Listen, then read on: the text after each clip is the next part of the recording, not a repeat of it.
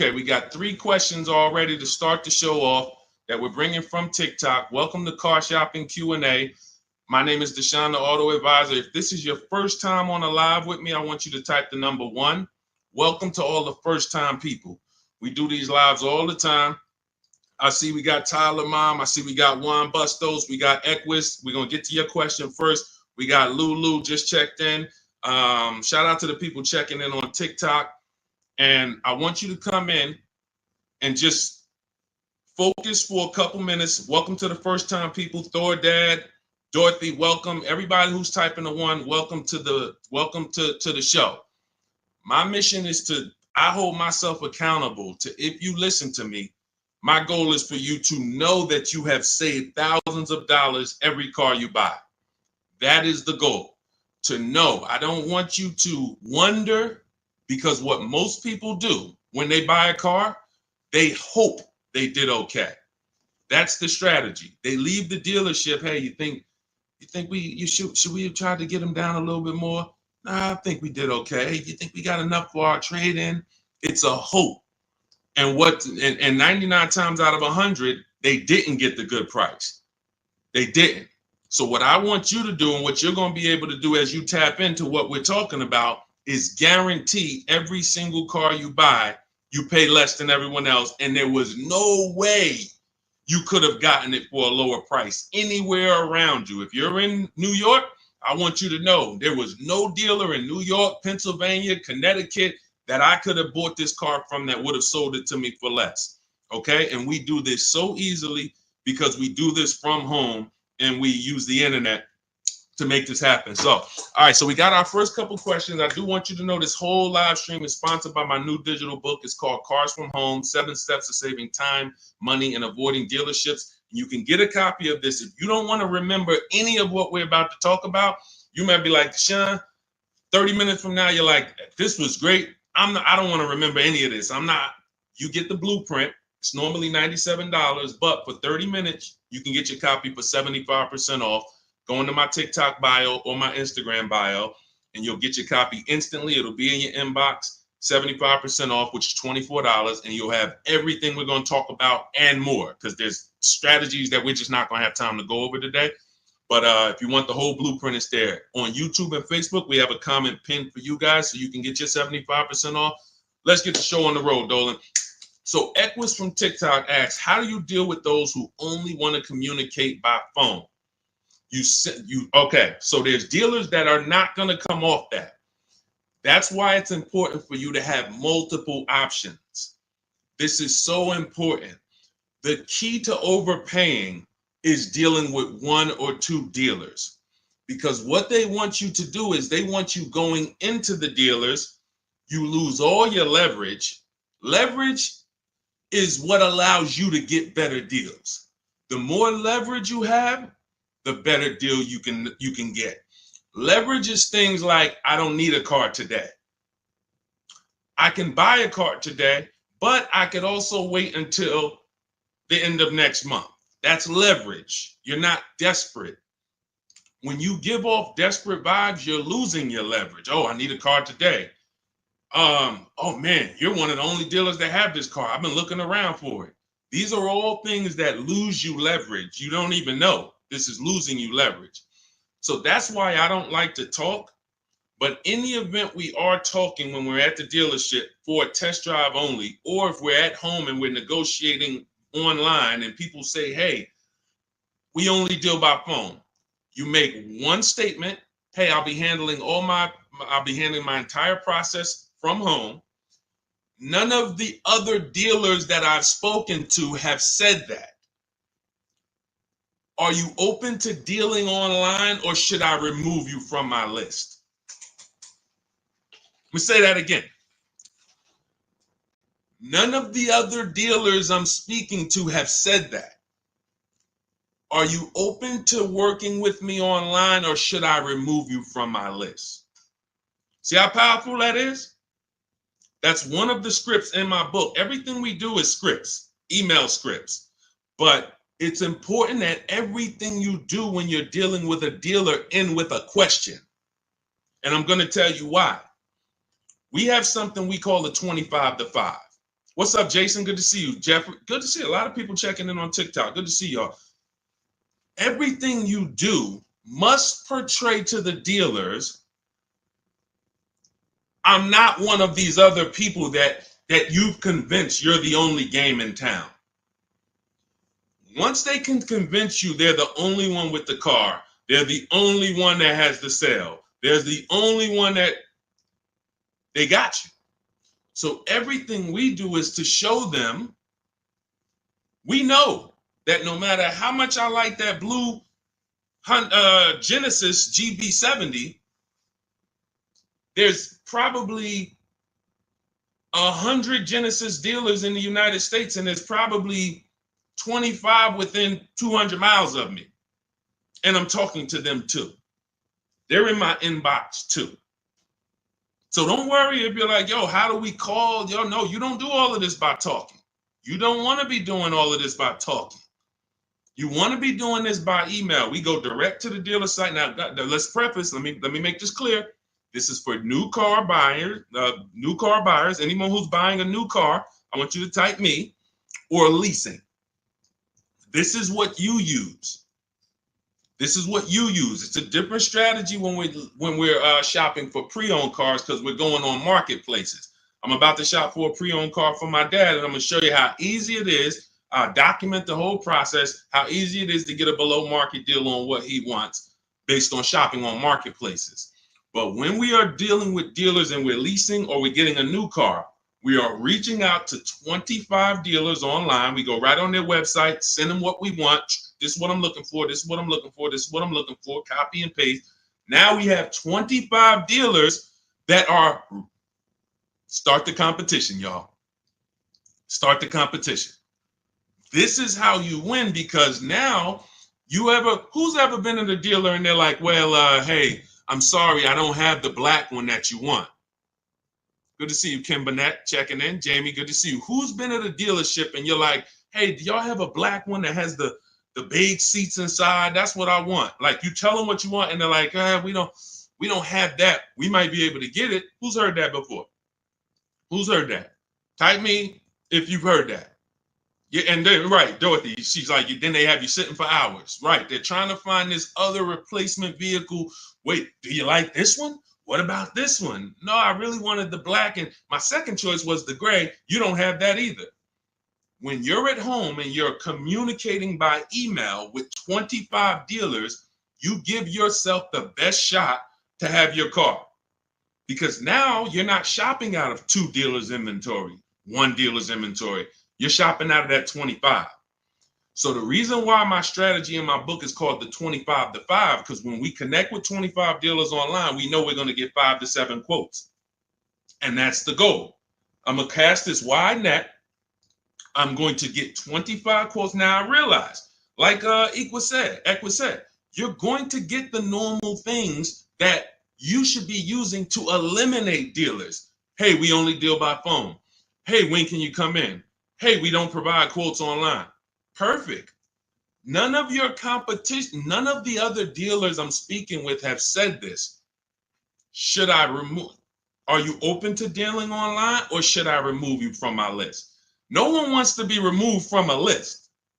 And here's why every script we have that we use, and I probably in my book, I probably have 20 different scripts based on what they're going to say.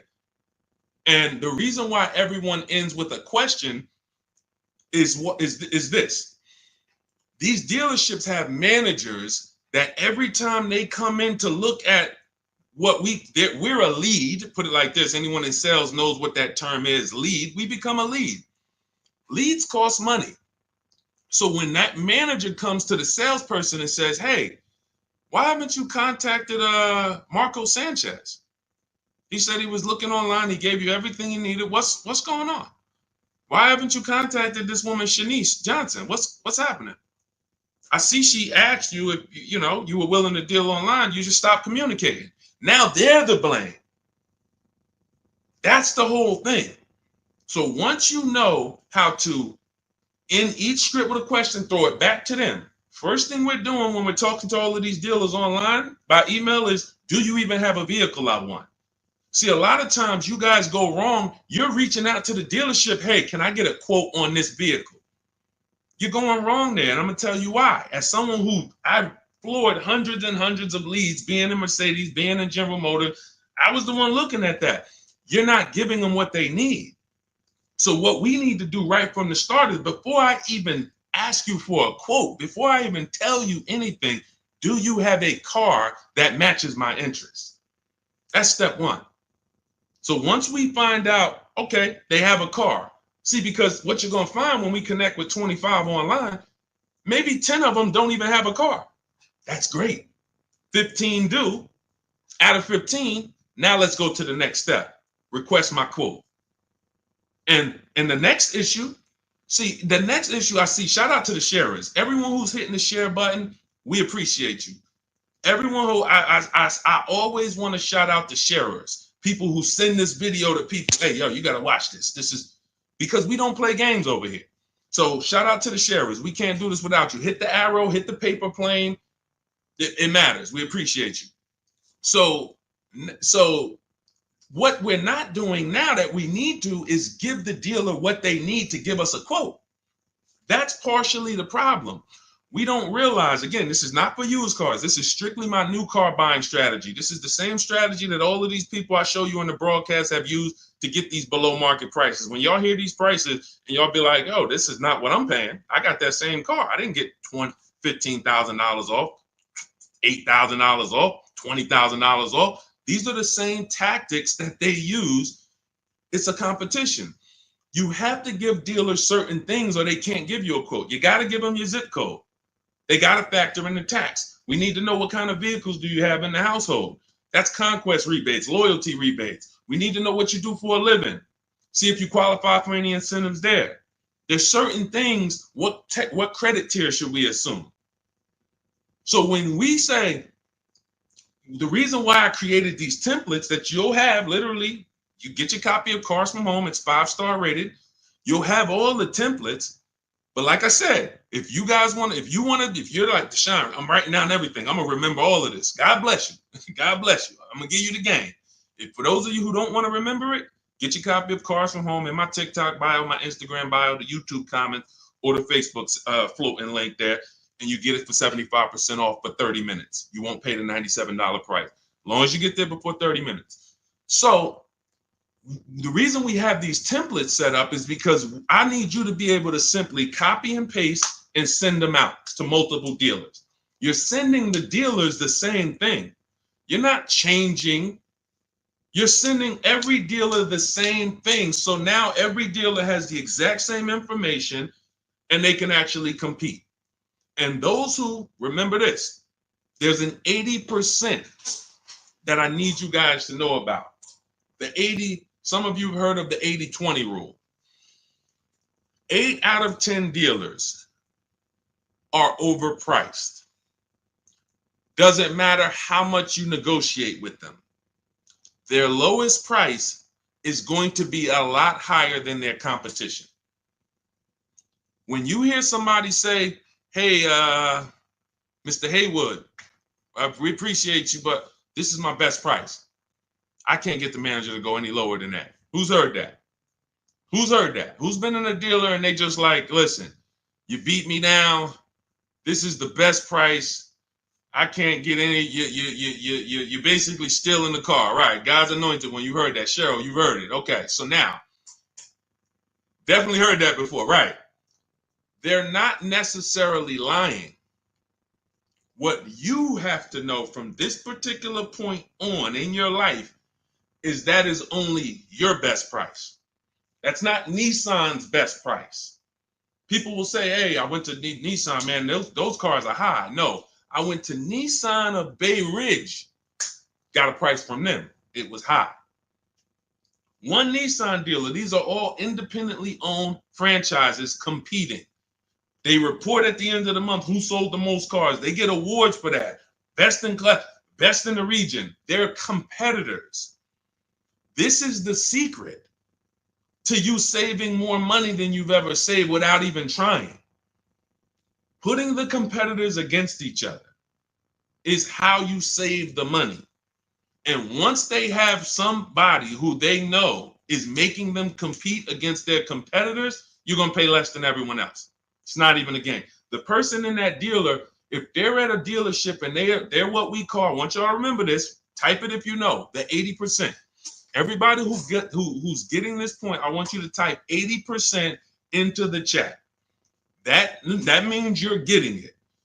80% of dealers, no matter how good of a negotiator you are, they're never going to give you the price that their competition could give you. They're never going to do it. Look, Kimberly got a Maserati not too long ago. It was a $91,000 car. They took off $20,000. The dealer that won her bid was a 20% dealer. See, we got the 80% dealers that don't want to compete. They're going to make sure, yeah, I'll take off $4,000, but I'll leave myself another $3,000. I'll take off $6,000, but I'm not going to give you the $2,000 rebate that you don't know about. Yeah, I'll take off $2,000, but you're not going to know that I'm sitting on another $5,000. I'm not giving that up. That's the 80%. They're not going to give it up. But when you sit at home, you do look like Kimberly did, save 20 grand, like Sean did, got 20 grand off his F-150. Like we just had, my God, the biggest discount any of my people who follow me ever got that was reported to me was this one. Oh my goodness, she saved almost $30,000. I said, you definitely got the record. Now again, it's different for every car. We never know where the bottom is. This is Milligan. She got it. It was a $79,000 vehicle. She got it for $51,000. Now, in that was $20,000. It was a $20,000 plus discount, a $7,500 rebate. She found a dealer. That's the 20%. That's why we cannot go and look for the 20%. We can't walk in and hope, I wonder if I'm in a 20% dealer. You don't know. The only way you know is you sit at home, you make these dealers compete against each other, and then you see the best ones. Wow, you're a whole lot less. You're the 20%. All of them was trying to overcharge me. That's the key. That is the key. All right. Great question, Equus. All right, let's pull up the next one. I know we got a lot more. I just wanted to go deep on that. Feel sorry for you for buying that Maserati. She leased it, so she's enjoying it. You know, you can say whatever you want to say, but you know, people enjoy it. And what we do, quite honestly, is we take the steps to make sure that the vehicles we are looking at have great public data. That's one of the steps. And step 4 of my book is called Shopping, Not Buying. We actually take these steps to check these vehicles and check the data, check the initial quality, check the reliability. So, you know, she's enjoying her Maserati. Trust me, every day she's enjoying it. All right, go ahead, Dolan. Okay, KLK, good to see you. 2023 Camry XSE under 30,000 miles. What's a good price? We only know by competing. Now let's talk used, because this is a used question. Now let me tell you this. This is very important about recent year used car shopping. This is very, very important. Those of you who you're like, Deshaun, I want a used car, but I only want one that's like 1 year old, maybe 2. 2 problems that you need to think of that we need to take seriously. Dealers only get used cars by buying them from auction, buying them after people lease them, or buying them from their customers or who trade them. Those are the only 3 ways dealers get pre-owned cars. What do you think the odds are that they're getting a 1 year or 2 year old pre-owned car? Unless there was a 2-year lease, they're not going to see a lot of them. Unless they bought unless someone bought the car and said, all right, I don't like it, and came and traded it in 2 years, they're not going to get a lot of them. Problem with that is we don't have pricing to compare it to. See, when we're shopping for a pre-owned car, I'm about to shop for a 2021 Ford Explorer for my father. That's his first choice. I know I have hundreds of vehicles to compare, assess the market, see what the low side of the market is first. When we go in these marketplaces, we need to see what the low side of the market is, where the high side is, and we're targeting the low side. But when we don't have enough vehicles to do that, this is a dangerous zone. Now, let me tell you what could happen. And then I'll tell you what you should do first to make sure you don't get jammed up like this. When you see a vehicle that is okay, let me go back to this big discount example.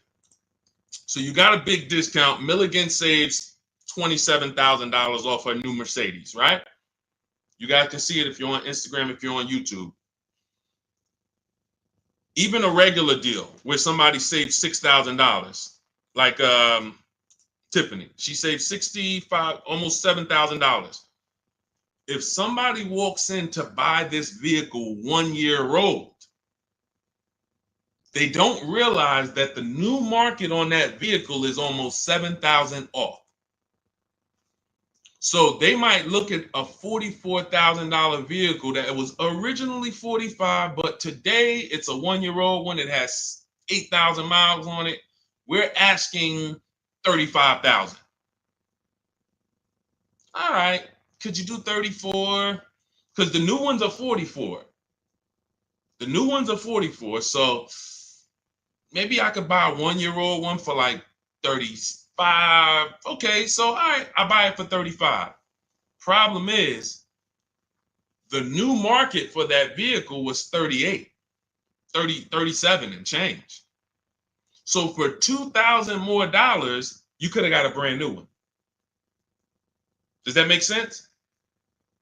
Type locked in if that makes sense. I'm buying a 1 year old version of this vehicle. Sometimes people do this with 2 year old versions. They'll go in and they're like, okay, I see I'm saving $10,000 off a brand new one. I'm saving $12,000 off a brand new one. Well, so I'm gonna get this used one because it's $10,000, $12,000 less. Well, what happens if you could have saved $8,000 off the brand new one? You have to know the market for the new one when you're buying a vehicle that's that recent, that doesn't have a ton of competitors. And let's get even drastically more serious on how we could lose. Somebody like Sean, he gets the F-150. He saves $20,000. Let me pull up Sean's deal. This is and we'll get to the point of what you do to avoid this. But I need you to know how bad this is first. Sean gets a $20,000 discount off a brand new $73,000 F-150 using my shop from home strategies. Same strategies you're going to have in Cars from Home, the book. Get your copy immediately. So he gets this. What happens if somebody pulls up on a 1 year old or 2 year old F-150 Lightning that was originally 73? Now they see a dealer is listing it for 50. That sounds good, right? 2 year old F-150, 50,000. All right, that's got to be a good price. Now they buy a 2 year old one for 50. They think they won. They're driving around. Man, this truck was 73,000 new. I got mine for 50. Didn't realize that the brand new market on a brand new one with the rebates and the biggest discount you can get was 20,000 off. So for 7,000 more, you could have got a brand new one. Never titled, no owner. You're the first owner. But you bought a 2 year old one, you saved $7,000. No, you didn't. You overpaid because when you go to resell that vehicle one day, or when you go to assess it and see what it really worth, you overpaid for it. That's the dangerous part with recent year cars. So the first thing I would tell you to do, KLK, is anyone who's shopping for a 1 or 2 year old pre-owned vehicle, shop the new market first. That's going to tell you if there's any incentives, rebates, anything that will affect the pre-owned market. If they're having trouble moving, anytime you see a $15,000 discount, $10,000, $8,000, that means those vehicles new aren't easy to move. We need some factory incentives, which means that moves over to the, if I could save 10 grand off a new one, how much do I want to save off a pre-owned one? You get what I'm saying? If I could save 10 grand off a new one, how much should I be saving off the pre-owned one? 16? How much should I be saving? So this is only for you guys who are shopping recent. If you're going 3 years and 4 years back, you don't have to worry about this because you'll have enough vehicles, enough choices to comparatively shop. But those of you who are shopping 1 or 2 year old, you must shop the new market first. let that be the indicator of how much discount I should be getting off of a 1 or 2 year old. Okay? All of the strategies for shopping new, pre-owned, leases, all in my book, step by step. It's called Cars from Home, 7 Steps of Saving Time, Money, and Avoiding Dealership. We're already 5-star rated. Thank you to everyone who's rated it, reviewed it, wrote about how you used it. We appreciate you helping us get this out. Everyone, you can get your copy for 75% off. For the next 30 minutes, you'll have everything we're talking about in this stream, step by step. It'll be in your inbox in 5 minutes. Okay, just make sure when you get your copy, though, you do screenshot the thank you page. It has the support email on there. Just in case you type your email wrong, you can reach out to my support team. Make sure you get your book. There's also the link to open your book as soon as you buy it. So as soon as you buy it, you'll see, click below to open the book. And it's 75% off as long as you get there before the 30 minutes is up. So TikTok bio, Instagram bio, take the time. You come back to the stream after, go get your book. YouTube, we have a comment for you in the pinned comment. And then Facebook, you'll see a floating link for you guys. Get your 75% off. All right, Dolan, next question. So Carolyn, do you trust Consumer Reports Buying Guide annual car reports? That's a great question. Not necessarily. We don't know who's paying for what. We don't know when it comes to these third-party resources. We like to say in a perfect world, Consumer Reports is taking the issues that people report and they're actually just publishing them. But when I see people that charge for this types of information, it makes me a little leery because that should be public information. But that's okay. They got a business to run. Understandable. But unless it is direct from the all right, let's say 100,000 people buy a Honda Civic today. I mean, this year. Anyone who has an issue, it should be reported. Consumer Reports should know about it. So if you're driving a Honda Civic and you see a strange light come on, you should be able to know that 10,000 other owners reported that same strange light. This is not usually how it works. So what I do, Carolyn, is I have a process. This is in step 4 of my process. We call this shopping, not buying.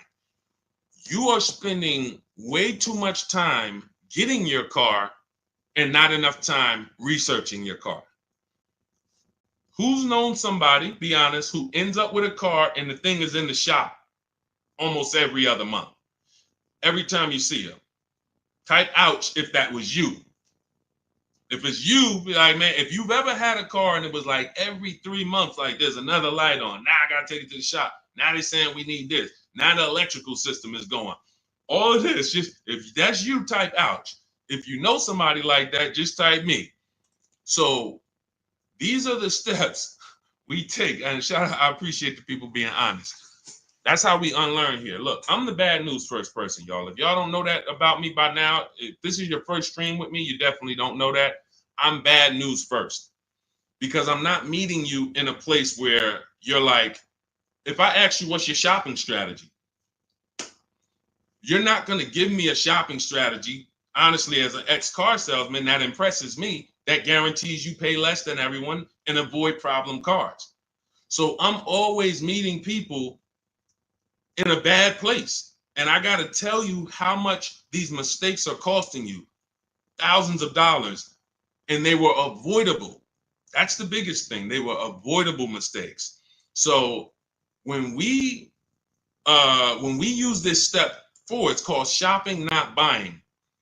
We type in the exact year, make, and model into Google, and we want, there's 3 different categories that we're looking at. And Carolyn, this takes us literally 5 to 8 minutes to prevent us from having cars that everyone else knew was a nightmare car, but we didn't.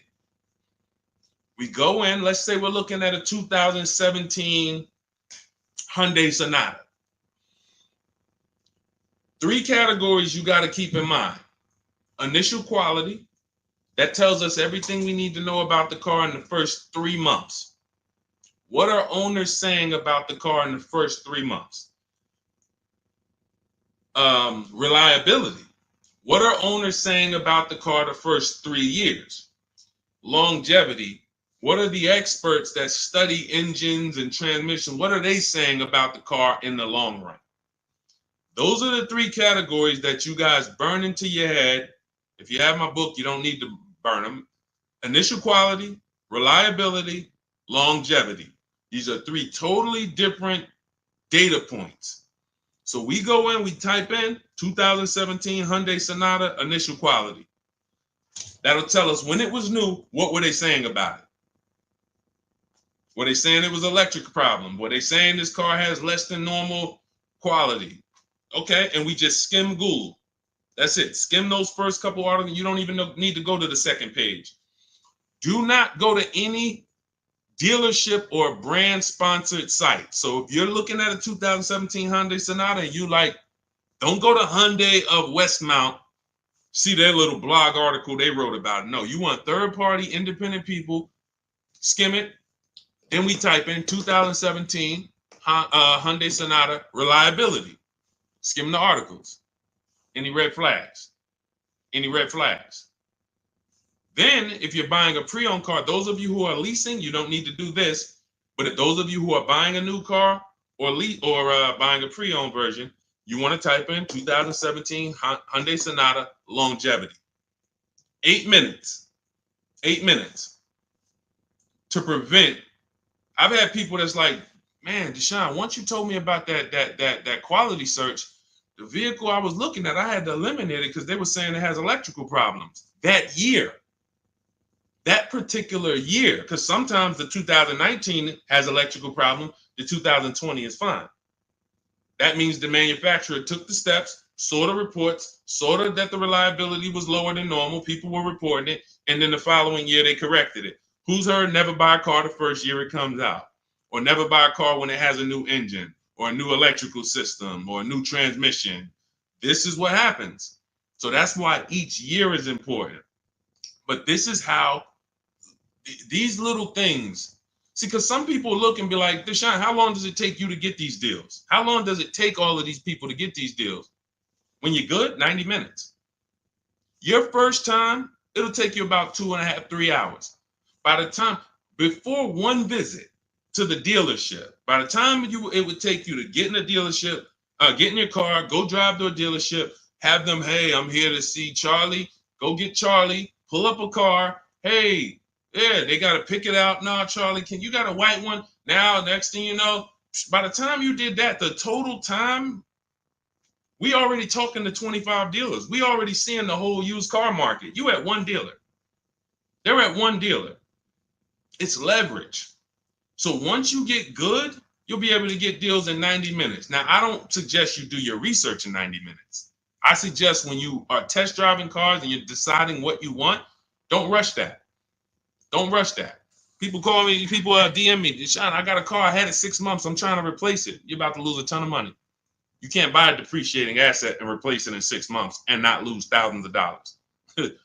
Many of you know that. If you buy a car today, try to take it back tomorrow, you already lost $5,000. So you can't switch it. So the problem is we don't spend enough time shopping. That's deciding what we want.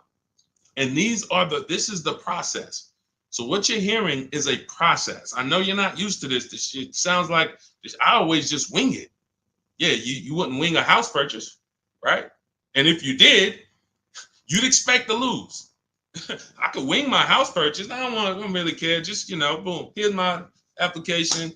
All right, now home inspection, all that. All right, now they told me it was bad. You just wing it. How would that turn out? But the second most expensive purchase of our lives, most people out there winging it. So when you come over to this world, you no longer are winging it. You're following a predictable process of making sure I'm paying less than everyone and making sure I get quality vehicles.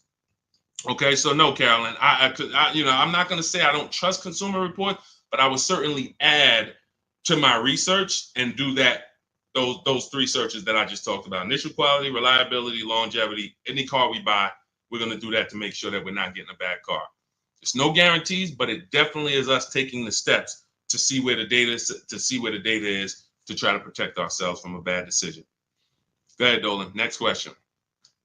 Tons of people you get a good price. I teach you to get a good price. You get a bad car. You lost. You know what I'm saying? Sharon, good to see you. My son has a 2002 Chevy Blazer. We're trying to purchase a used SUV as possible without making payments, maybe 10,000 or less, or maybe more. Any thoughts? So that's a Facebook Marketplace play. What we do when it comes to Facebook Marketplace, here's what you have to understand. You're looking for an owner. Anything under 10 grand, this is where the gems are, Facebook Marketplace. Because here's the thing. You're either going to buy private party or you're going to buy retail. The thing about retail is at a dealership. Retail in that price point, you're seeing a lot of crap. Not only are you seeing a lot of crap, you're seeing vehicles that were bought by dealers for $2,000, $5,000. Dealer puts $1,500 into them or whatever they put into them, turns around and sells the vehicle. Very, very light history on those vehicles. Don't really know what happened with them, who had them. Yeah, you can get a Carfax, but sometimes it's 3 owners. It's just you're literally going through. It's a needle in a haystack. And the sorting process that we use to buy our used cars, we sort it down based on title, based on service records, based on accident records. That's how we sort it down. Then we go into pricing. But in terms of just how we sort from the hundreds and hundreds of cars we look at online to our top 5, title history, service records, accident history. Once we know where the low side of the market is. So you got to look and say, all right, these older cars with higher mileage that I would find at a dealership for $6,000, they don't know anything about them. They don't know who had them. They don't know who owned them. They don't know the history. When we go to Facebook Marketplace and we sort for owners, we are now able to find people that know the car. They've had the car for 10 years, 8 years. This is what we want. Now, you're going to have a lot of dealers that put their owners, you got to ask the right questions. Hey, how long have you had the car? When you start hearing, and some of them have certain voices where it's a dealer. Man, I know you're a dealer. Like, we don't buy from them because all they did was go to the auction, pick up a car, and now they're trying to flip it. And that's not a problem if you knew the history of the car. Because you don't know the history of this car with 80,000 miles or 110,000 miles, I'm taking on the risk. Because once you sell it to me, it's my problem. No warranty. Many of these cars you're not getting a warranty with. But when you buy from a grandfather or a grandmother or someone who's had their car for 9 years, 10 years, and the only reason they're selling it is because they got a new car or they needed a bigger car and they can tell you everything about that car. Yeah. This is right here. I was coming out the garage and I kind of nicked the mailbox. That's where I got that scratch from. That's what you want. That's priceless. You make a deal with those people. You pay you pay your local mechanic to come with you. Once you find that vehicle, you pay him $100. Can you come and take a look at this vehicle with me? Give me your opinion on it. This is like a home inspection. We don't mind paying $500 or $600 or $800 for a home inspection. Why? Because it protects us. It protects us from bad decisions, which lose us more money. So when we pay a company like yourmechanic.com, or if we have a local mechanic, some of you know I preach, you must have a local mechanic. You actually pay them, come here, take a look. Now you got out of Dodge $5,000, $7,000. You got a car that you know you could drive for the next 3-4 years. You know the history of it. It was taken care of. You looked at the Carfax. You validated that everything the owner told you was official. This is priceless. That's how I would be shopping if I had less than $10,000 to spend. That's what I would be shopping for all day long. Private party owner. All right. So, yeah. Let's go, Dorothy. Good to see you. No. You're not getting anything good for under 10,000. You're not getting anything good for under 10,000. See, some people will put their projections on you. Hang on 1 second. 1 second. Some people will put their projections on you. And we don't do that.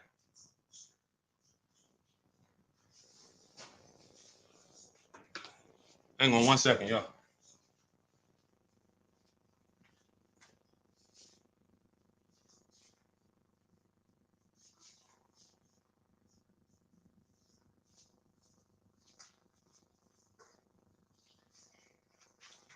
All right, perfect.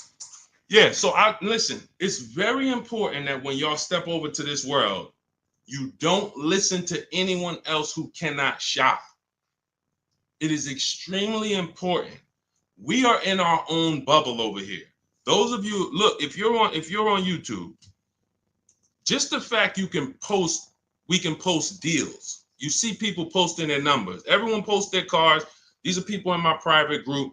Anyone who wants to know about my private group, you could go with shopwithdeshone.com. It's in my bio.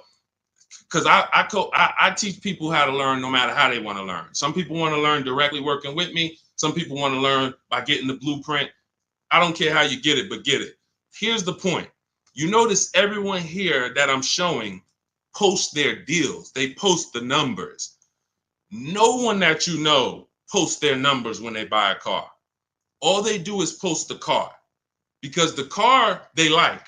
The numbers they don't really love. They're not confident in them. So when you hear people that project their beliefs, there's no deals out here. What's going to happen is that's going to be like a bubble for you. That's going to, because there's no deals for you. You don't know how to get great lease deals. You don't know how to get deals that are, you see those commercials? The leases are so expensive. You don't know how to not pay those prices. No one that we lease, look, Ansley got a $58,000 car, $554 a month, no down payment. 99% of the people we shop with get leases, no down payment. They don't even put a down payment down. Same thing with purchases. Everything in my book is teaching you how to shop with no down payment, because that has nothing to do with the deal you get. A down payment has nothing to do with the deal you get. If you walk in right now and there's a $40,000 car and they sell it to you for $50,000, here's a $40,000 car. I'm gonna sell it to you for $50,000, but you don't have to put any money down. Is that a deal? No or no? No or no? So you have to understand that as you learn to shop, everyone around you who doesn't know how to shop, they're struggling. That's why I'm welcoming all the people that's locked in. We've gotten over 10,000 books delivered this year. That's 10,000 people that have a blueprint for how to pay less than everyone else. But 60 million people a year buy cars. So we realize. So what I want you to understand is, anytime you're moving with these cars, you're going to see just blood around you. You're going to see people who, my God, I can't believe this. They would never show you their contracts. Look at your car. Oh, I see you got a new car. Hey, how much you paying for that? And listen, I don't want to talk about that. They don't want to talk about that. You have to be aware that that's what the world is doing. But that ain't what we're doing. That's why I show you dozens and dozens of people. Every page you visit, whether it's my book page, shop from home page, we got videos, other people trying to tell y'all, hey, come over to our world. Because that world over there that's a tough world to be in. Y'all, so stay away from people who try to project their beliefs on you. They struggle. All right, let's go. All right, go ahead. Next question, Dolan. Okay, Dorothy, why do they run your credit with all these banks? Well, first of all, you let them. So you got to understand, you're letting them. We use something called the bank bidding war. So the best thing for you to understand, Dorothy, is what the banks allow and how they allow you to shop rates. All right, when someone is trying to shop rates for you and they work for the dealership, here's what they're trying to do. What's the highest rate this person can pay? And we still make a deal. That is how a finance manager shops you to banks. So if a bank is looking, that's why you notice, who notices this? If you ever are talking to a car dealership and they give you a quote, which is why we never get quotes in dealerships ever under any circumstances, when they give you a quote, when you ask them, well, what's the rate you're using for that? What do they say? They start backpedaling. Oh, well, we don't really know, we're assuming like, maybe 6.9, you know what I'm saying? It's not like, okay, no, we're using 7.9 for the quote. Why are they doing that? It's something called padding the deal. All right, we're about to do some more unlearning. All right, If you're unlearning, type UR. The letter U, letter R for unlearn, relearn. See, we gotta dump what we've learned about car shopping in order to receive this. Okay? All right, I see you. So now, the biggest thing, one of the biggest things, they're all big, but you have to learn is there's 3 different parts of the car buying transaction. Who you buy your car from, who you get your loan from, who you sell your old car to. Now, be honest, if you've ever, and could everybody hit the share button? I know everybody's not going to hit the share button, but could the sharers hit the share button? Because there's certain people that come in and they like all the good information, they always share. I need y'all. I'm talking to you. Can you find the share button on any platform you're at and share this? Shout out to the sharers. Always appreciate you. So there's 3 transactions. If you've ever given a dealer a sale, bought a car from them, and you gave them your loan, and you traded in your car to them, say, type me if you've done that. You bought a car from a dealer, gotten the loan from the dealer, traded your vehicle into the dealer. Who's done that? Type me. All right, Boz. Thank you. Thank you, Boz, for being honest. All right. Thank you, Craig. Thank you for being honest. You gave them 3 transactions. So how do I know we gave them 3 transactions? How are you going to know? Because there's companies that want to compete for your loan. They don't sell cars. We didn't give them a chance. There's banks and credit unions that want to compete with with different banks. The dealerships might have 10 banks, 12 banks, 8 banks, depending on the size. But there's banks and credit unions outside of there that's like, hey, we love to get a shot. You're buying a car. Hey, can we be in the runnings for your loan? We don't sell cars. We sell money because there's big money in the money business. So now we didn't give them a chance. So that means the person who was trying to sell me the loan, we let them make the decision for us. We didn't shop on the open market. Now, second transaction, there's people that want to buy your cars. There's companies, I list 6 of them in my book: CarMax, Driveway, Carvana, Kelly's Blue Book Instant Cash Offer connects you with a local dealership to get a bid. AutoNation connects you with a local dealership to get a bid. Car Gurus connects you with a local dealership to get a bid. So that's 6 companies that in 20 minutes you put in your car's information, you do the 5-minute appraisal, boom, they tell you, hey, this is what we can pay cash. They don't care if you buy something. They're not trying to sell you anything. They want to buy your vehicle. We didn't give them a chance. We got 1 offer from the same dealership we bought a car from. 3 transactions. So part of maximizing all the money we save is being able to bid out each one of the transactions. I'm going to say that again. Part of making sure you get all the money due to you in a car transaction is I'm bidding out each part of these transactions. Type, like, I don't know. Type $signs if you understand that how powerful this principle is. Type $signs if you understand that the bidding out of each transaction is how we guarantee we save the money. See, what the dealers want, what the car salespeople want, who they want to play with all of that money. Give me all the money. Craig, come on in. All right, listen, you want to buy this car? All right, let's take a look. Listen, don't worry about the numbers. We're going to work the numbers out. Now, you got to trade in too? You got to trade in too? Yeah, all right, I see the trade in. Don't worry. Listen, one thing about us, we never lost a deal over price. Who's heard that? This is all. People say, oh, this guy couldn't sell cars. That's why he teaches now. How hard is it to sell cars? Like when you move and you're like, giving them that, here's what the dealer has. Here's what the dealer. All right, I got about $5,000 of wiggle room in this car. Then I got a $2,000 rebate. All right, then I could go with the rate. I could play with the rate Now, salesman's not going to play with the rate because they don't touch the finance manager's money. But when I was in Ray Katina, we were our own finance managers. 2 Mercedes dealers I worked at. We ran our own numbers at Morristown, but we did not control of Ray Katina. We were the finance manager too. So we sold the car, we did all the paperwork, application into the bank, went over the products, extended warranties, one person. So that's why a lot of these car salesmen can't understand what I teach, because they haven't been a manager. They've never been a finance manager. They don't even understand. But this is what that. So there's money there. There's cushion there. There's probably $2,000-3,000 of wiggle room in the rate.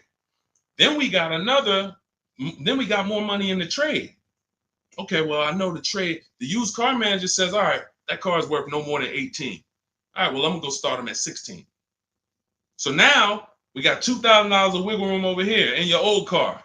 Now we got $7,000 of discount in the new car. Now I got a little more room in the rate I could play with. Matter of fact, I'm gonna start them so high on the rate that I'm gonna have me another $2,500 that I could play with here. So I'm really dealing with like $11,000 that I can move around. If you get this, say, well, I see the dollar sign. I see the dollar signs. Like, people getting this. That's why, see, there's several things that car dealers don't want you to do. The biggest thing is keep doing what you've been doing. The biggest thing that car dealers want you to keep doing is just do what you've been doing. Don't change nothing. Don't change nothing. Negotiate a little harder. You feel a little better. That's what they want. The last thing they want you to do is separate your transactions, bid them out online in minutes. I'll know what my trade is worth. I gotta do that for my mother's lease coming due. I'll be doing that, recording these videos because we document this. I document this for my people in Cars from Home Done With You. They see me shop. They're shopping with me, because I need cars too. That's the beautiful thing about what I do. I need cars, so it's like every time I buy a car, I just document it. People who follow me, people who work with me personally, just follow the same steps, get the same result. It's not rocket science. But I'll know in 20 minutes if she has any equity in her lease. Last lease, when prices were up, we sold her car. She made $10,200. Now, everyone was making money if you were selling a car. I was telling people in 2021, 22, cash out. You're never going to see this again. I don't care what car you got. Sell it, cash out, put $7 grand, $10 grand, $12 grand in your pocket. People were getting out of negative equity deals because every car was worth $10,000 to $12,000 more than the normal price. Now the thing's back to normal. But we check for equity. This stuff takes minutes. This stuff doesn't take hours to do. We're on computers. We can visit this website, type this in. Oh, thanks. Got my equity.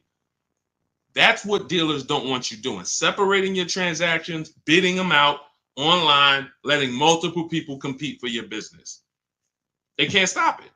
There's nothing they could do. That is literally the car salesman's kryptonite. I used to do a masterclass, and I would talk about the 2 fears of every car salesman. And I don't care, the best car salesman in the world. I mean, I've sat next to people who make, there's some of the best in the world. Some of the people I've sat down with at Ray Katina, when I worked there, was Yankee Stadium. Guys making $300,000 a year, $350,000, the consummate professionals. Kryptonite was customer won't come into the dealership. Customer makes us shop competitors, makes us compete against competitors. That's all my book teaches you to do. Not going to the dealership unless you're test driving, make them compete. Exploits the 2 fears of every car salesman for your benefit. That's it. So all of this is in my book. 7, it's called Cars from Home, 7 Steps to Saving Time, Money, and Avoiding Dealerships. That is literally the name. Cars from Home, 7 Steps to Saving Time, Money, and Avoiding Dealerships. And you can get your copy for 75% off. You won't pay the normal $97 price. It's in my TikTok bio. But you only got 30 minutes. If you visited that site and the timer's down, if it's 2 minutes, once it goes to 0, it's $97. And it's still worth every penny. Go read those reviews on Goodreads.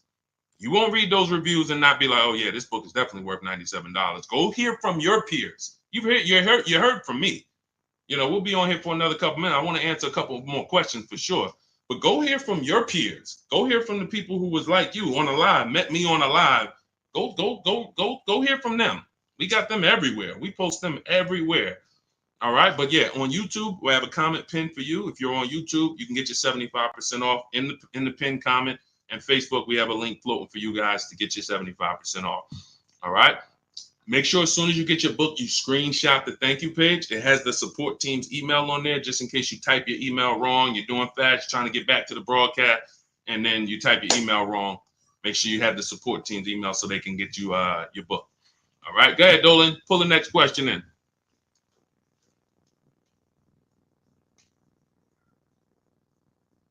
Hang on 1 second.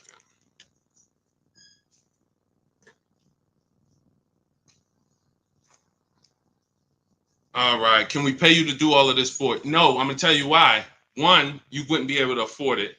It would only be for the wealthy, because a person who's buying a car who appreciates their time is going to pay me and my team $700 to $1,000 to make sure they get a below market deal and show them what the whole market was and shop all of these dealers for them.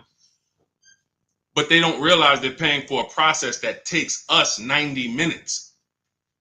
So when you say, can you pay someone to do it? Unless they're giving you a market report. This is why brokers are ripping you guys off, because anyone who what they're doing is they're basing it off of your fear and your dread, and they're saying, well, just trust me. So you're still giving someone else the same way I just said. You're giving all the car dealers those 3 transactions. You're just giving them to a broker. Get me my loan.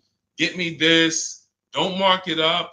No, unless they're bringing you a market report saying, hey, yeah, we shopped 25 dealers for you. Here was their offers. These dealers didn't have a car. Hey, we shopped the entire used car market for you. Here's the low side of the market. Here's the high. Here's the top 5 that we narrowed it down to. They're doing you a disservice. Here's the offers we got for your old car directly from the people who are going to buy it. All right, pay me my money, and then here, go pick up your car, go sell your car here. What we do takes 90 minutes. Now, I could do it in 90 minutes. As I said in the beginning, you going through the book, it's going to take you 2.5 hours, 3 hours. It's not going to take you more time than you would spend in one dealership. But that's the biggest thing. That's the biggest thing. If this was a 10-hour process, 12 hours, yeah, maybe we charge and we create a team to do this for people. Oh, no, you're going to pay me and we're going to make $200, $300 an hour for our expertise, because you're going to pay us $700 to $1,000 and we're going to get a deal done for you in 90 minutes. So we're really making like $500 an hour, which is fine. But I'd rather teach people to fish than fish for them. Like, this isn't, we're not building rocket ships here. We're going on websites and we're copying and pasting. Believe in yourself. Go ahead, Dolan. Let me make sure I get this. Okay, Cheryl, do you get the upgraded version in the same link that you bought the book before? No, you get the okay, so if you bought Cars from Home, anytime I update the book, I update the master file. I'm glad you asked this question, Cheryl, because I didn't even mention this. This is just more value that I give to the people that take action. I've updated that book probably, originally it was called Car Shopping for People That Hate Car Shopping. So some of you have that version. And then I updated it, created Cars from Home. What I did is I went into the master file, replaced it with the new version, and everyone who went and opened that book, they were like, oh, wow, the name has changed. Oh, wow, this content has changed. Oh, wow. This is what we do. This is why I saw somebody in the comments says, is there any way to get a physical book? A physical book, you would have to pay every single time a website changes. Vroom went out of business. Vroom used to compete to buy our cars. Vroom, every time we have 8 marketplaces we shop. When we were shopping for used cars, In my book, I have something called the multiple marketplace strategy. We're on cars.com, Car Gurus, Carfax, Auto Trader, Driveway, Carvana, CarMax, and eBay Motors. We're on 8 marketplaces. Vroom used to be there. It used to be 9. Vroom went out of business. If you had a physical book, what happens now? Now you got to wait for volume 2. Oh, here's the new version. Now you're paying again. We went right into the master file, took Vroom out, updated it. No one saw Vroom again. These are things we could only do with a digital book. Some people go digital for their own reasons. They make a digital book for their own reasons. Cars from Home is digital because it's the best way for it to be. I link you to scripts. If you're reading and you're not able to open the scripts and copy and paste, you click a link, you open all my, when you contact dealers, new cars and leases, there's a link you hit, open my scripts up, and you copy and paste them. You should be on a computer. We're car shopping on computers. So to be reading a physical book about car shopping on a computer, that just doesn't match. If you're reading about investing in stocks, sure. You're reading about other things, great. But we're car shopping online. The book should be online. So that's it. And anyone who has the book knows there'd be no way for that to be a physical book. I link you to certain videos. There's all types of stuff, bonuses in there, surprises, but wait, there's more. But not charging you for it. You're buying it and you're like, whoa, I didn't know he got videos in here that he links to. That's just all we do. We want to be the most valuable company to the car buyer. We take that very serious. Go ahead, Dolan.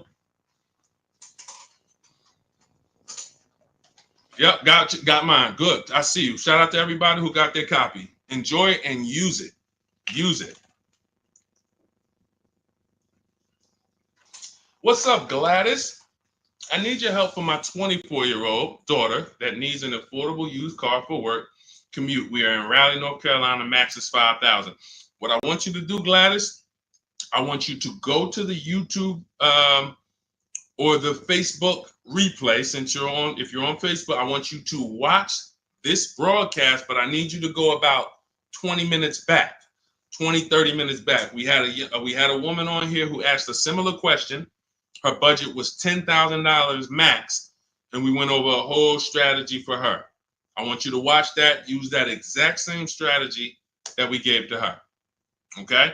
Because I don't want to just go over that. We went too into detail for me to just repeat it and go through all the things because some people heard it. Jeff Bees, he said, where do I locate the link? The link is in my TikTok bio. Click that picture of me. Same thing on Instagram. Click the picture of me. That's going to take you. You'll see a website there. And in that website is a link to activate the 75% off. You'll see 75% off new book, 30 minutes only. Go there, get your book, come back to the broadcast. Okay? And then on YouTube, we have the comment and check the comments for your link. And then on Facebook, we have a comment floating for you guys, a link floating for you guys. So get in where you fit in. Okay, Anna, I went to the dealership and they wanted to sell me a car for $40,000. The price was $25,000. They were charging 11.99% interest. Should be $480 monthly, but paper said $580. What to do? A couple things. You're mixing transactions. You're buying a car from them and you're giving them your loan. So when you allow them to do that, now they're able to move money around and manipulate the money. And all they're doing is hoping you negotiate. That's really what they're hoping. Hey, come on, negotiate. Don't just walk out. Give us a chance. We have all this money we're playing with, and we're hoping that you just try to negotiate with us. What they're hoping you don't do is to shop the competition. You need to find out who has the same car, because there are tons of dealers with the exact same car, and you need to get a price from them. Now, once you have the price from them, we use something called the bank bidding war, where once we have our best price on the car, now we're letting tons of banks and credit unions run our credit. Oh, Deshone, ain't that gonna mess our credit up? No, it is not. If you Google rate shopping, Experian, which is a credit bureau, they have an entire blog post where they teach you how you can rate shop within a certain period of time. You can have multiple banks and credit unions run your credit with a hard pull, and at the end of that rate shopping window, it's going to affect your credit like one hard pull. So if one hard pull would have dropped your credit score 10 points, 20 hard pulls in that wait window period will drop your credit score the same 10 points. This is how you rate shop, because many of you are overpaying, not just for the cars you're buying, for the loans you're getting. If you sign 11.99%, because some people wouldn't have asked questions, they would have signed the deal and just said, oh, I guess this was it. This is it. Hey, man, y'all got me. No money down. I did all right. And they would have not realized that you actually could have gotten 8.99. From 11.99 to 8.99 is literally, depending on the loan, $40,000 loan, that could be $2,000. So we're not taking rate shopping as seriously as we're taking car shopping. So what I'm doing it from you, Anna, is I'm making sure I find every duplicate car out there, like the one that you're looking at, and I'm calling before I go. Because you also could have run into a dealership that listed one price online. Who's had this happen before? You see one price online, you get to the dealership, and they're like, okay, but we got a $2,000 prep fee. We got this this maintenance plan is mandatory. We added low jack in here, and then we have an internet fee that you have to pay that, or we can't do business. So you're like, wait, how the heck was the car 25? Who's had that happen? The car said 25. Now the bottom line is this, not just from the rate. So I made a video about that. It was about Atlantic Chevy. They had a vehicle on there that I called them, and they let me know they had no intention to sell the car to me at the price that was online. They were hoping, knowing, not even hoping, they know we're going to get so many people coming to this dealership from this price. We're going to sell some sucker who won't negotiate with us and who'll just be like, all right, man, I'm here already. Let me just get it over with. How much more is it? All right, what's the payment? You lost, bro. They just banged you over the head. They just extorted you, literally, and you signed a deal. So what we do is we find the similar cars. We always verify before we leave. You must verify fees before you go, because the gimmick is the bait and switch. What you're trying to decide, when we narrow this thing down, let me give you a real example here. You're narrowing your cars down. When I was narrowing my cars, I bought this white Infiniti truck 2 years ago. It was a 2020 at the time. It was 3 years old. I narrowed it down to my top 4. I realized that the prices online may not be the price that they want. The price online may be the gimmick price. So if I narrowed it down to my top 4, but I don't verify that there's only these 3 fees, pay attention. For those of you who have my book, who just got your book, you won't even have to worry about this. The price online should only come with 3 fees: tax, documentation fee, motor vehicles. That is it. Tax, motor vehicle, documentation fee. How do I know every single other fee is a scam? Because I've worked at several dealerships in 14 years, and not one of them had any fees other than those 3. So when we hear prep fee, internet fee, marketing fee, dealer this fee, motor vehicle fee is your license plate, your title, and your registration. Somebody said, what's motor vehicle fee? DMV fees. Yep, DMV, exactly. That's it. So anyone who's an honest dealer, when you call them and say, hey, I see the price online here, I just want to verify, what fees do you charge other than what I'm seeing here? Hey, tax, title, and documentation. Perfect. You're still in the running. Once they tell you, oh, well, we got to, if you read the fine print, you see we charge everyone $1,800, but what we do is we add a warranty in-house. Okay, no problem. That's okay. Let me make a note of that, because that doesn't eliminate them. I'm going to tell you why that doesn't eliminate them. You might be the lowest price and you have a $1,000 bogus fee. It's bogus. But we do something that no one else does. All the things we're talking about, no one else does. Some of you like, Deshone, what are you talking about? No one's doing this, what we even talking. But when I started looking at how people buy used cars, I said there's one important thing that no one is doing. Type a letter U if you bought a used car in the past. I'm going to tell you guys we're getting ready to drop a bombshell, right? And some of you who have the book, you already know this. We're getting ready to drop something real big on this. See, if you've ever bought a used car, okay, I see you, Boz. I see you, Ian. Anyone who's ever bought a used car, see, the reason why I have to have you volunteer your information, because you're the one who's like, Deshone, I know you're about to tell me that I lost some money and I'm willing to take it because we ain't going to do it no more. So I appreciate you. You guys are the action takers. Not that everyone who doesn't comment is an action taker, but we got a good amount of people who just, you're the action takers. So like, you're the ones who like, I'm willing to hear the bad news because I need to get better. So I said, okay, how do we guarantee we're getting a good price on a used car if we don't know what it was when it was brand new? Let me give you a real example of this. We're going back to our scenario. We narrowed this down. I narrowed my Infinity trucks down to my top 4 choices. All of them were in a similar price range. I said, okay, we narrowed it down. We talked about that earlier. We narrowed it down based on title history, service records, accident records, and then we're shopping on the low side of the market. So now I'm looking at the low side. All of these vehicles are around between 30 and 32,000. Like, okay. I found out how to get the MSRP of the vehicle, which is the brand new price. The brand new MSRP is that sticker that comes from the day it's built. Why is that sticker so important? 2 big reasons. One, it's going to tell us what's in the vehicle. It'd be nice to know this vehicle has the cold weather package, right? Wouldn't it be nice to know this vehicle has a panoramic sunroof? Wouldn't it be nice to know this vehicle has, lane keeping assist and, cross rear traffic alerts? Can't see those things always, right? So it's nice to know, okay, wow, that vehicle has some features I didn't even see.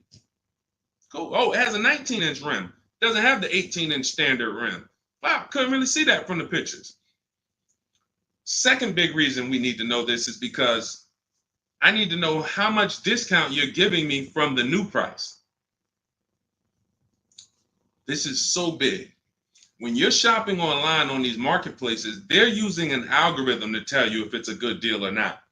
They're taking all the prices listed and they're saying, okay, this is good deal, this is fair deal, this is great deal.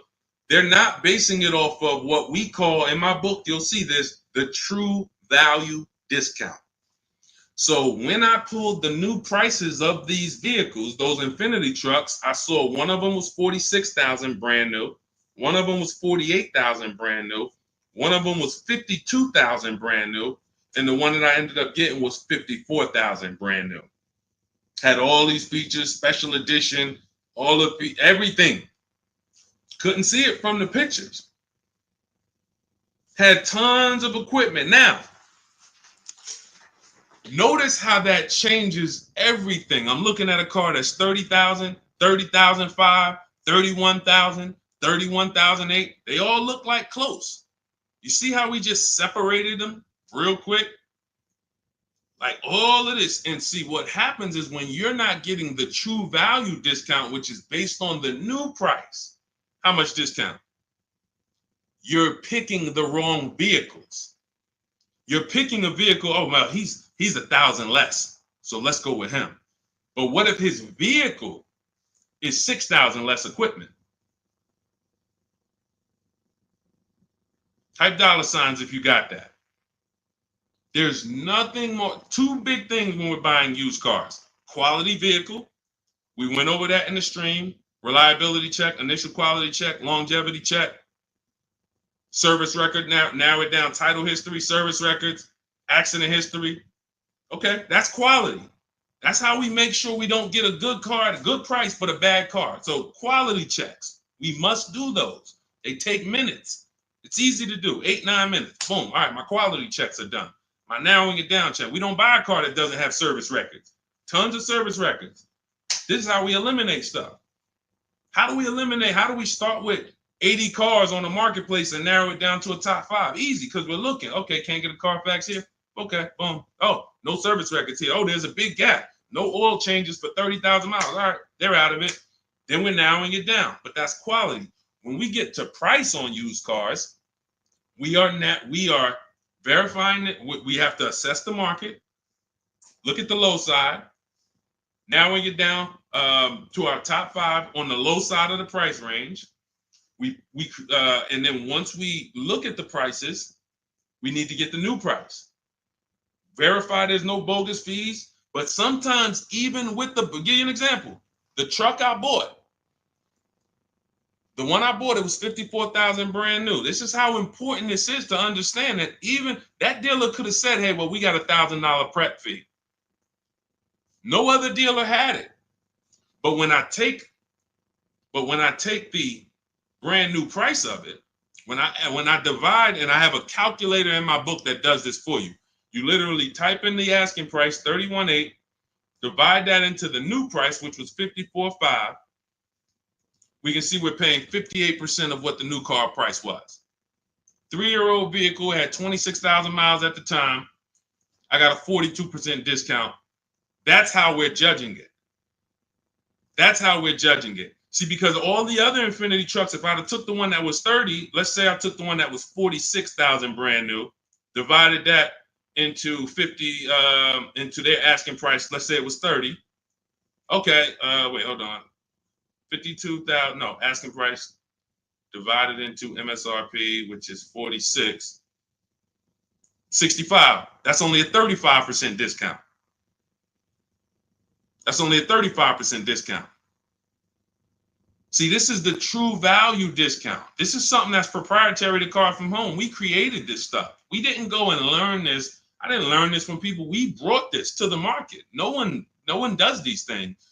But now when we're looking at these cars that look seemingly similar asking price, once we know the new price, I could tell, okay, you're offering me a 35% discount from the new price. You're offering me 37%. The one I got offered me 42%. That's the biggest discount. Doesn't matter what the dealer's at. Oh, I don't want to negotiate. Or, hey, I got this fee. It's all about the true value discount, which is the discount from when it was new. And no man, I'm going to tell you, none of these marketplaces are going to do that. I'm going to tell you why they're not going to do it. They get paid to sell cars. Shout out to the people running the lights up, tapping the screen. Every time you hear something you like, just double tap the screen. Man, we killing it over here, man. Killing it. This is your money. This is your money. I can't care more about your money than you. If you care about your money, you're locked in. You're locked in. All I want is people writing me, sending me pictures, sending me emails. Deshone, man, look at this car. Look at what I paid for. I got 5 offers. This is what I chose. I had to drive an hour and a half to pick it up. I love those. Those emails make my day. Those emails make my day. All I want is more money in your family's household that you didn't have to spend. If other people are paying $700 a month to drive a car, I want you driving it for $500. If other people are getting a $2,000 discount, that's the average market value. I want you getting a $7,000 discount. That's it. I don't care about anything else. That's it.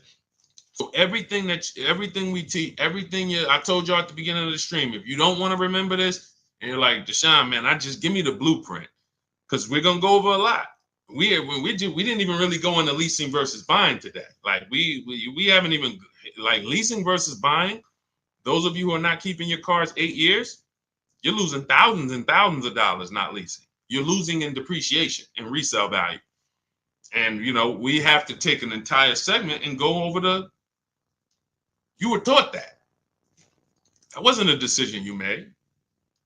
Or you chose a bad lease. You knew you drove 15,000 miles a year, but you got 10,000. I've had people say that. Yeah, I knew I needed like 18, but I got 12. I said, if I go over, I'll just buy the car. Terrible. Terrible. Who taught you that? Who told you to buy a car that you went over miles on? When you lease, they give you what's called a residual value. That's what you could buy the car for at the end. That residual value is usually not a good price. In most cases, that's not a good price. That's a price that you could get a used car for, a better used car, lower miles, comparable car for less than that. But every now and then, the residual value is market value, and it's like, all right, I'll buy it. But it's based on it's based on, you told us you were going to drive 30,000 miles in 3 years. This buyout price is market value for a car with 30,000 miles. You could buy this car for 19 grand. We expect you to have 30,000 miles. You can buy it for 19 grand. You go and you put 50,000 miles on it and you buy it for 19 grand. Do y'all understand that? Do you understand that? Market assessment. We just helped a young lady that works with me buy her lease out. She has a beautiful GV80, and she went and she made sure there was nothing else that she wanted to replace it with. I told her, if you keep this vehicle 8 years, you win another 8 years. Because if you don't, I can show you that if you just shop for another below market lease, you'd save a lot more money and you'd have new cars over the next. So I said, don't buy this lease out and then go and replace it in 3 years. You're lost because you're going to spend a ton of money. You've been paying for this car for years. And then she said, no. She went out. She looked at all the competitors. She said, Deshone, I'm telling you, I just love this car. I'm going to buy this car and it's going to be my car. I'm going to baby it. Perfect. But I said, listen, one more thing you must do. I need you to go on the marketplaces. I need you to put in the specs of what comparable cars to yours are actually listed for. We can't see what they're selling for because it's not like houses. We don't have comps. But I need you to see what they're listed for because you cannot overpay for your own lease. She did it. She came back. She said all the cars that are listed for my buyout, I think her buyout was like 31,000. Every other GV80 was like, with comparable miles, was like 35, 30. So she was on the low side of it. She was on the low side of the market. I said, perfect. That's all. You're good. That's what matters. Because if you buy your lease out and you could have gotten a used version of that car for 31 and you paid 35 because you wanted to buy your own lease, you just overpaid by $4,000 to buy your own car. And you're not going to feel it now. Well, you'll feel it higher payment. But then when you go to replace that car and say, wait, how y'all only giving me 12,000? Well, because it wasn't worth 35. You overpaid for it. So this is how I dissect transactions. This is why anyone in New Jersey, anyone who's dealt with me, who knew me from the time I was with General Motors, and really when I got to Mercedes, that's when I really became an advisor. Any of my clients would tell you I've been this way. I control the car transaction for my clients. It's a financial conversation. Now, many of my clients did work on Wall Street. They helped me to understand a lot of things. So I had a lot of Wall Street people, and I would ask them questions. Listen, why are you not paying cash for this? And you could, though. Well, I use the bank's money for free. Y'all got 0% financing. Y'all got 0.99. I'm like, okay, it's measuring risk here. And so there were questions that I asked. How'd you end up upside down in this car? You've had it for 5 years already. Well, I leased it, then I bought it. Oh, so you leased it for 3 years, then you took out a loan for another 6 years. You've had the car 5 years, you still have negative equity.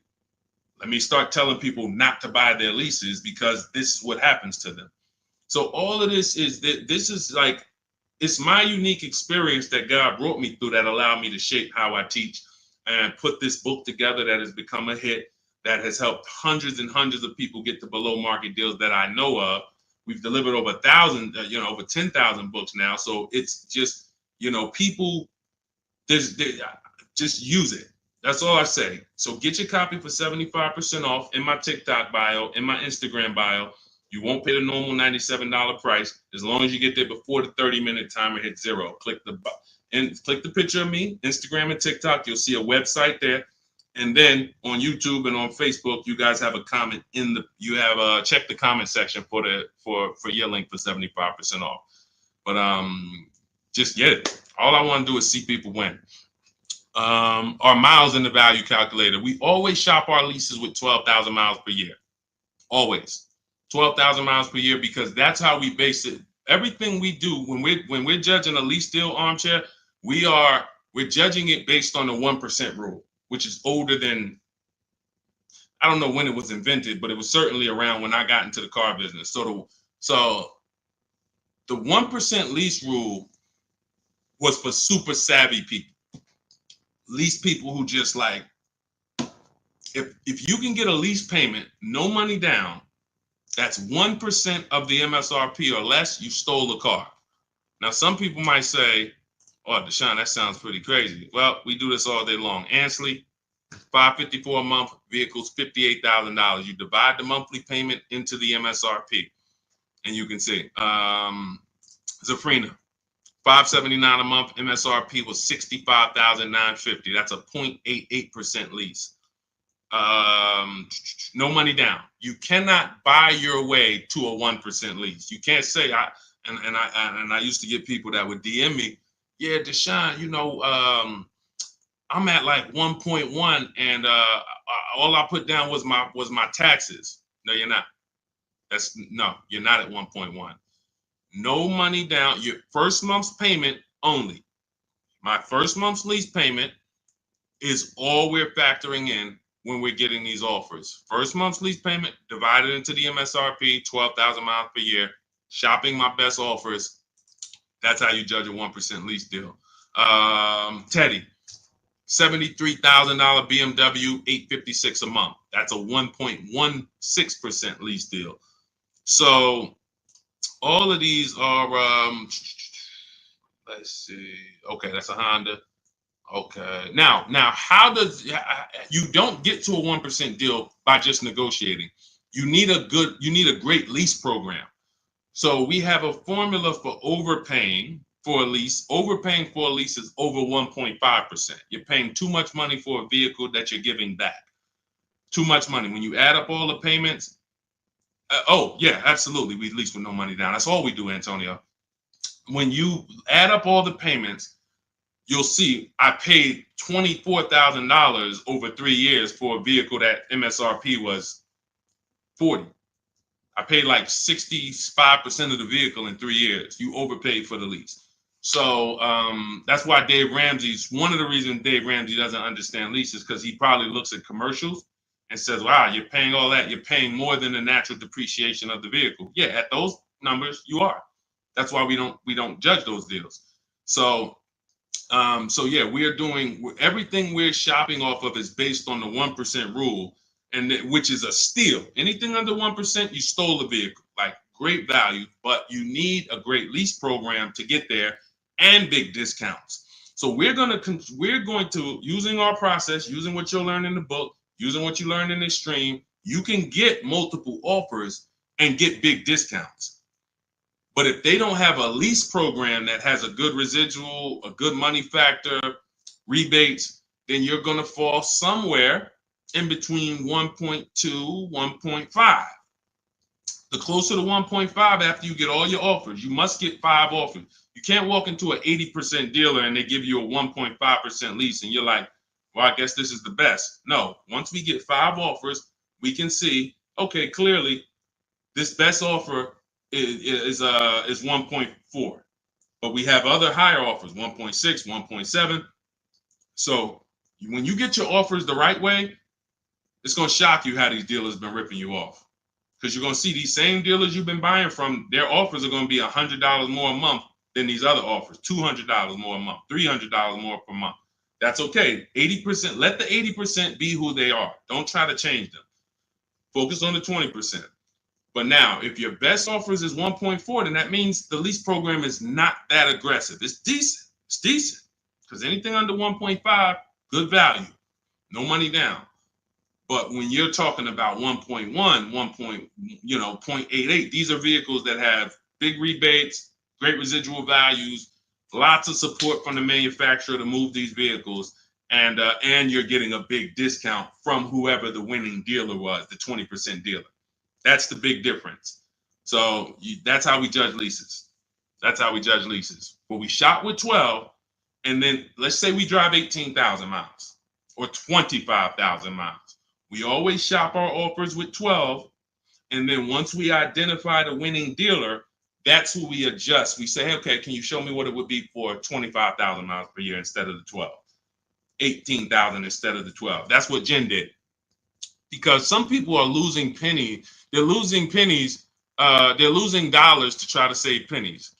Jen, she drove 18,000 miles per year. She shopped a Honda CRV hybrid, very hot vehicle. This vehicle's been very hot since the pandemic. $39,000 vehicle. She shopped her best offer. She got $512 a month, no money down, which was a 1.3% lease. $39,000. So she drives 18,000 miles. She adjusted it to 18,000. The price went from $512 to $563.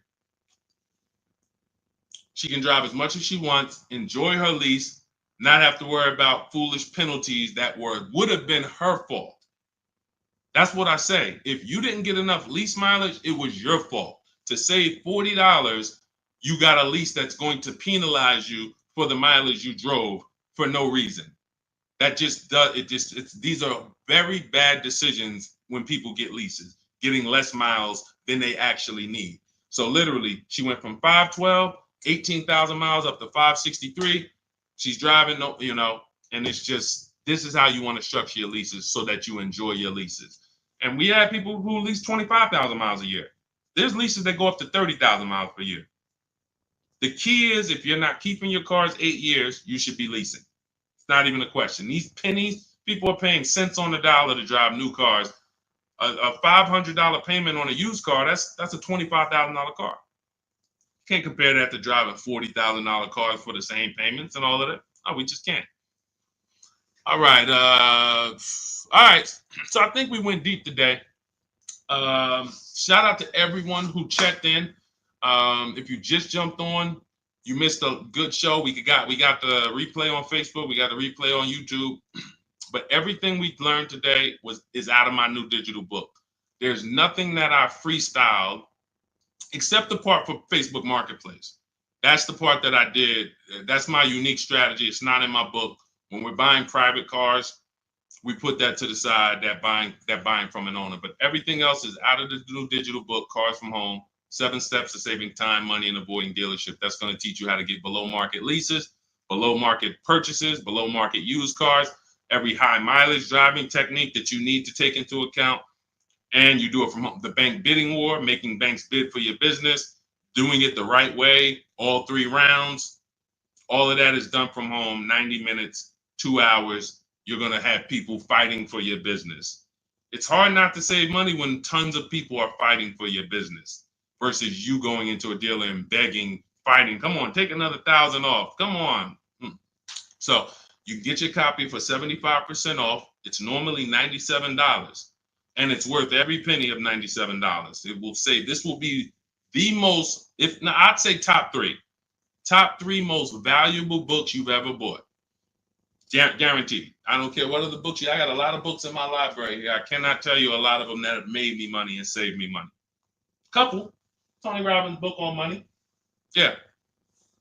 All these other books, yeah, they've helped me in other ways, but I can't tell you that I'm richer or I have more money in my bank account because of them. This will be one that will save you more money than, it'll be in your top 3. So get your copy in my TikTok bio. If you're on Instagram, click the picture of me, click the link in my Instagram bio. If you're on Facebook, click the link in the comment section. If you're on YouTube, click the link in the comment section.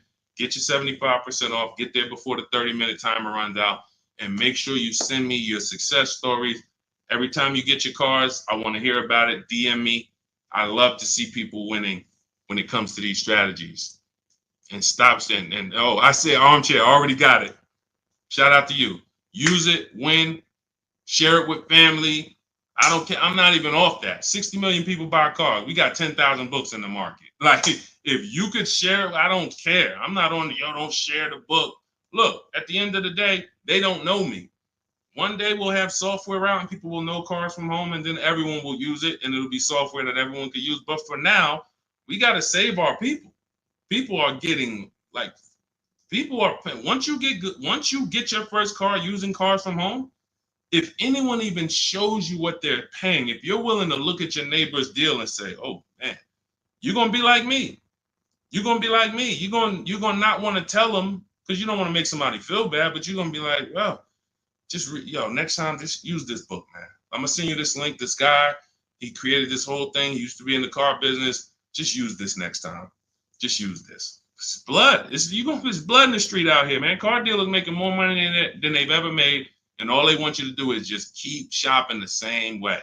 Don't unlearn that. So that's why a huge part of what we do over here is you got to unlearn. You got to unlearn. If you're not willing to let go of what you've been programmed to do, you can't win.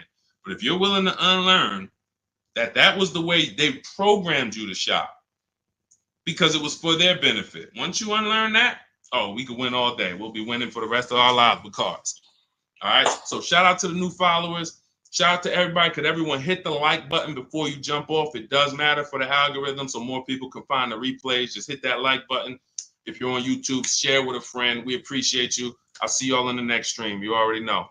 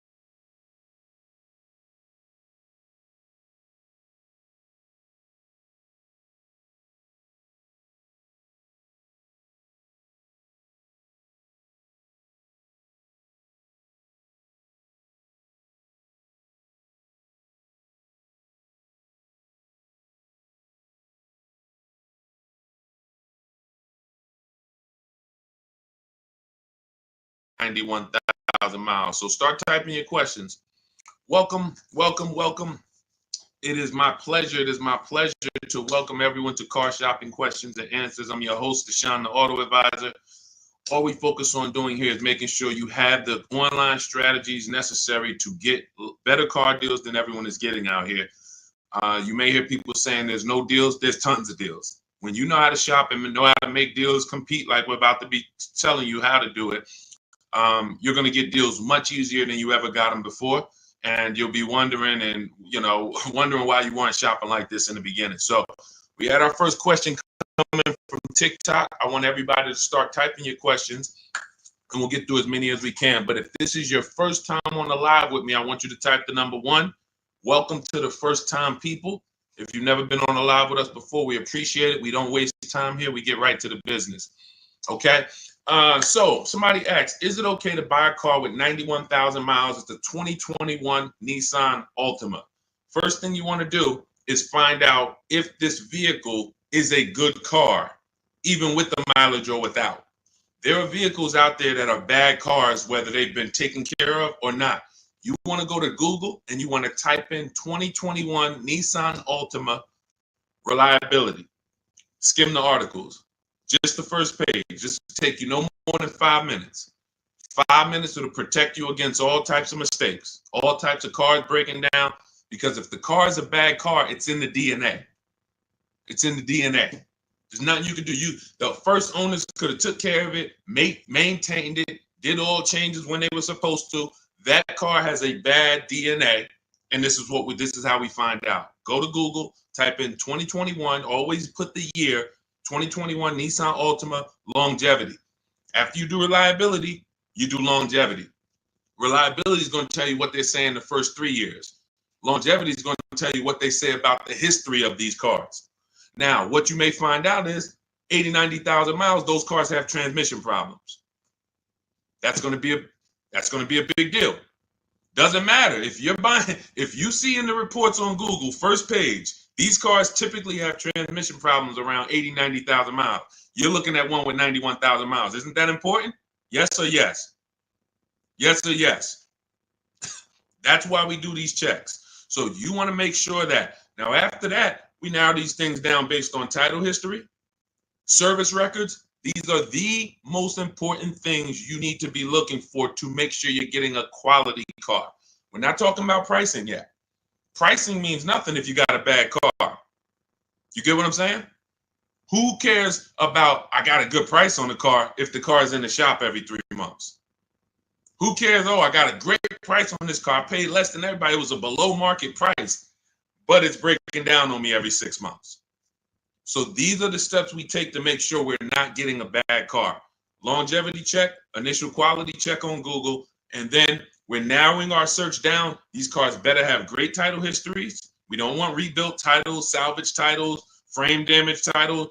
Now we move into service records. That's why we only do Carfax. Carfax is the only vehicle history report right now that shows you service records. You do not want to buy a vehicle that has gaps in service. Doesn't matter what they tell you. Oh, I changed it myself. I changed the brakes and oil myself. Sorry, not good enough for me. That shouldn't be good enough for you either. Because if you can't prove that they serviced that car, not only are you taking the risk, one day you're going to turn around and sell it, unless you drive it till the wheels fall off. But even then, you might sell it for $4,000, $5,000, $6,000, whatever. You don't have service records. That hurts your resale value. Versus getting a car that was serviced, taken care of. Thank you, Joe. Now you get it, you service it, take care of it. Now 7, 8, 10 years later, you're selling it to the third or fourth owner, and they can see service records from the moment the vehicle was bought. So these are the things, and this is everything I'm teaching is inside my new digital book. Some of you have Googled it. It's called Cars from Home.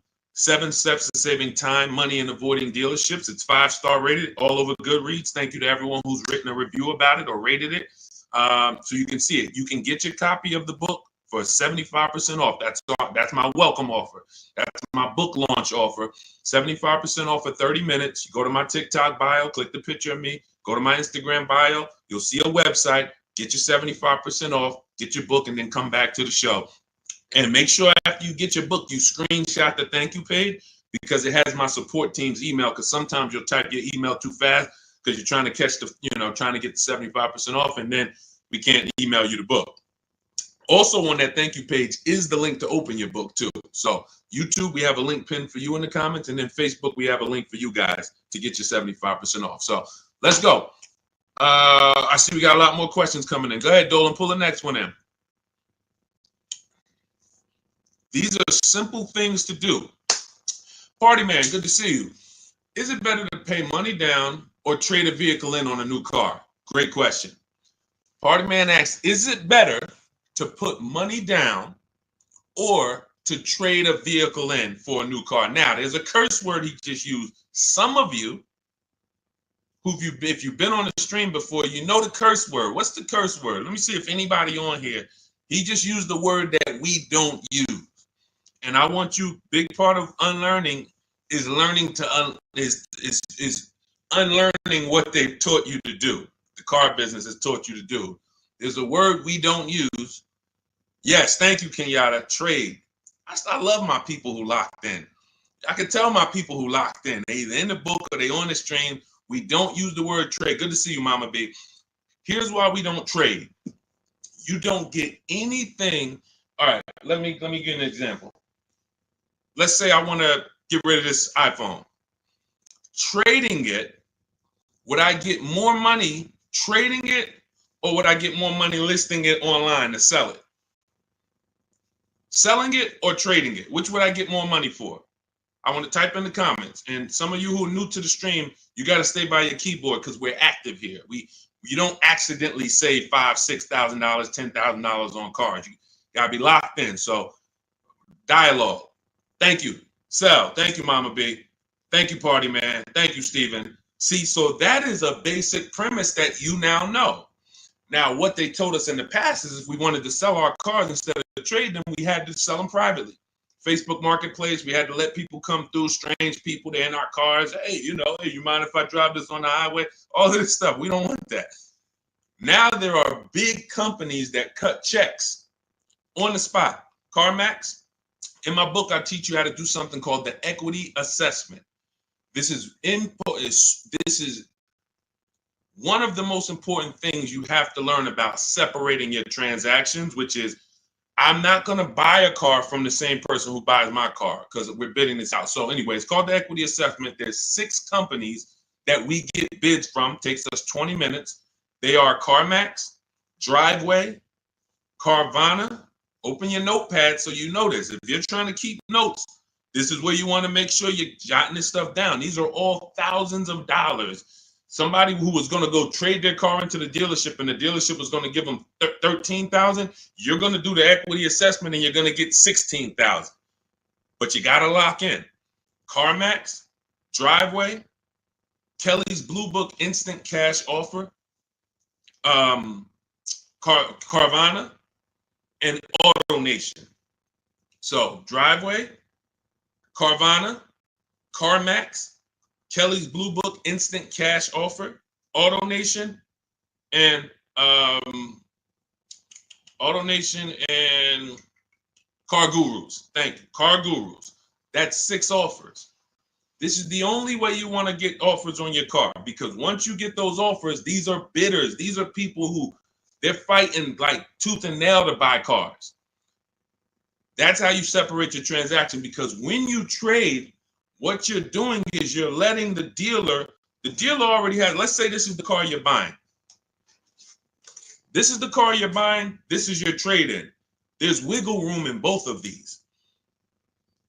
Car you're buying, it might have 5-6 grand of wiggle room.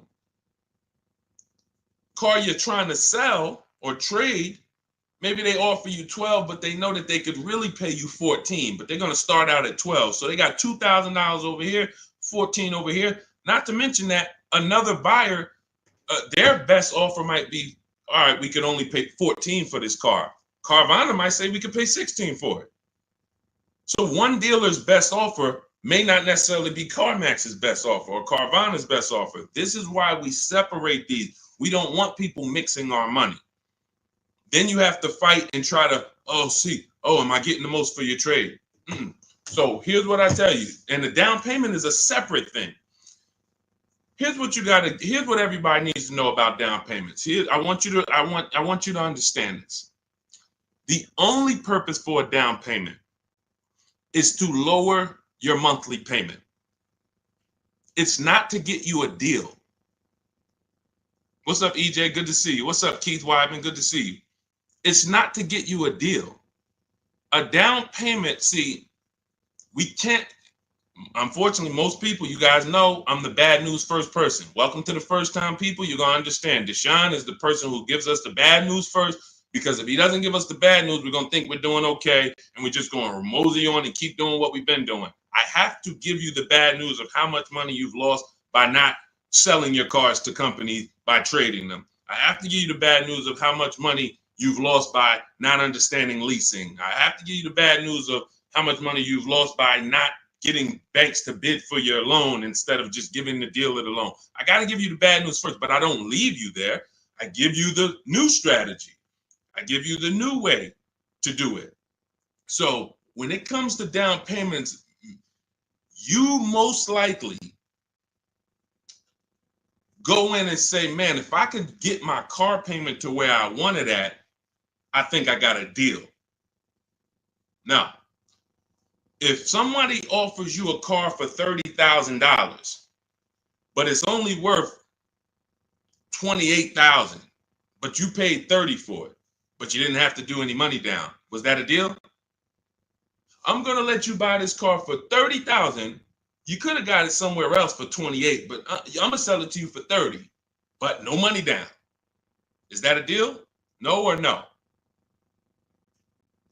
So you need to know you have a deal before you have a down payment. Watch this. I'm going to shock you even more. Down payment has nothing, the deal has nothing to do with your down payment. And secondly, whether you could afford the vehicle or not has nothing to do with if you got a deal. Let's go deeper on that.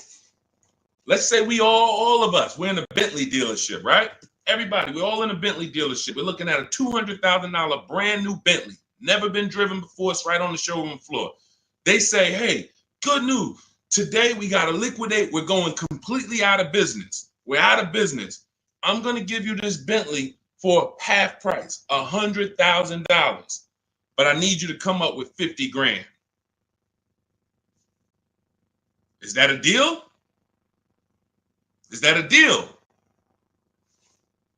Look, brand new Bentley, $200,000 on the sticker. They say, oh, we're going out of business. We got to get rid of this. I give it to you for 100 grand, but I need you to come up with 50 grand up front. Is that a deal? Thank you, Jewel. She's like, yes, absolutely. Now look, can we afford it?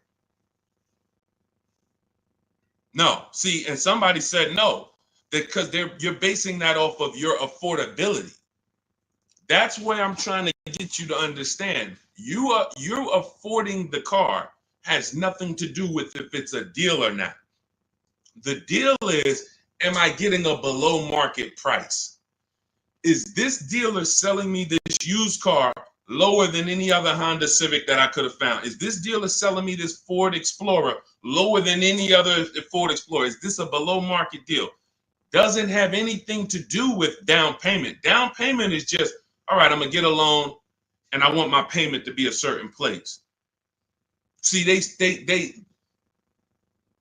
and look, I'm a former car salesman. I'm only talking about the wolves. 80% of the people I work with, 80% of the dealers was wolves.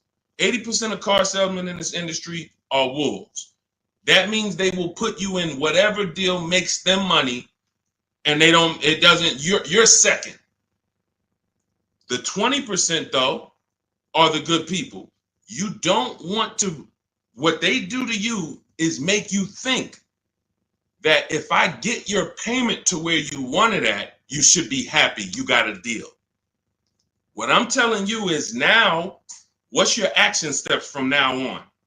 You're going to separate your who you buy your car from who you sell your old car to.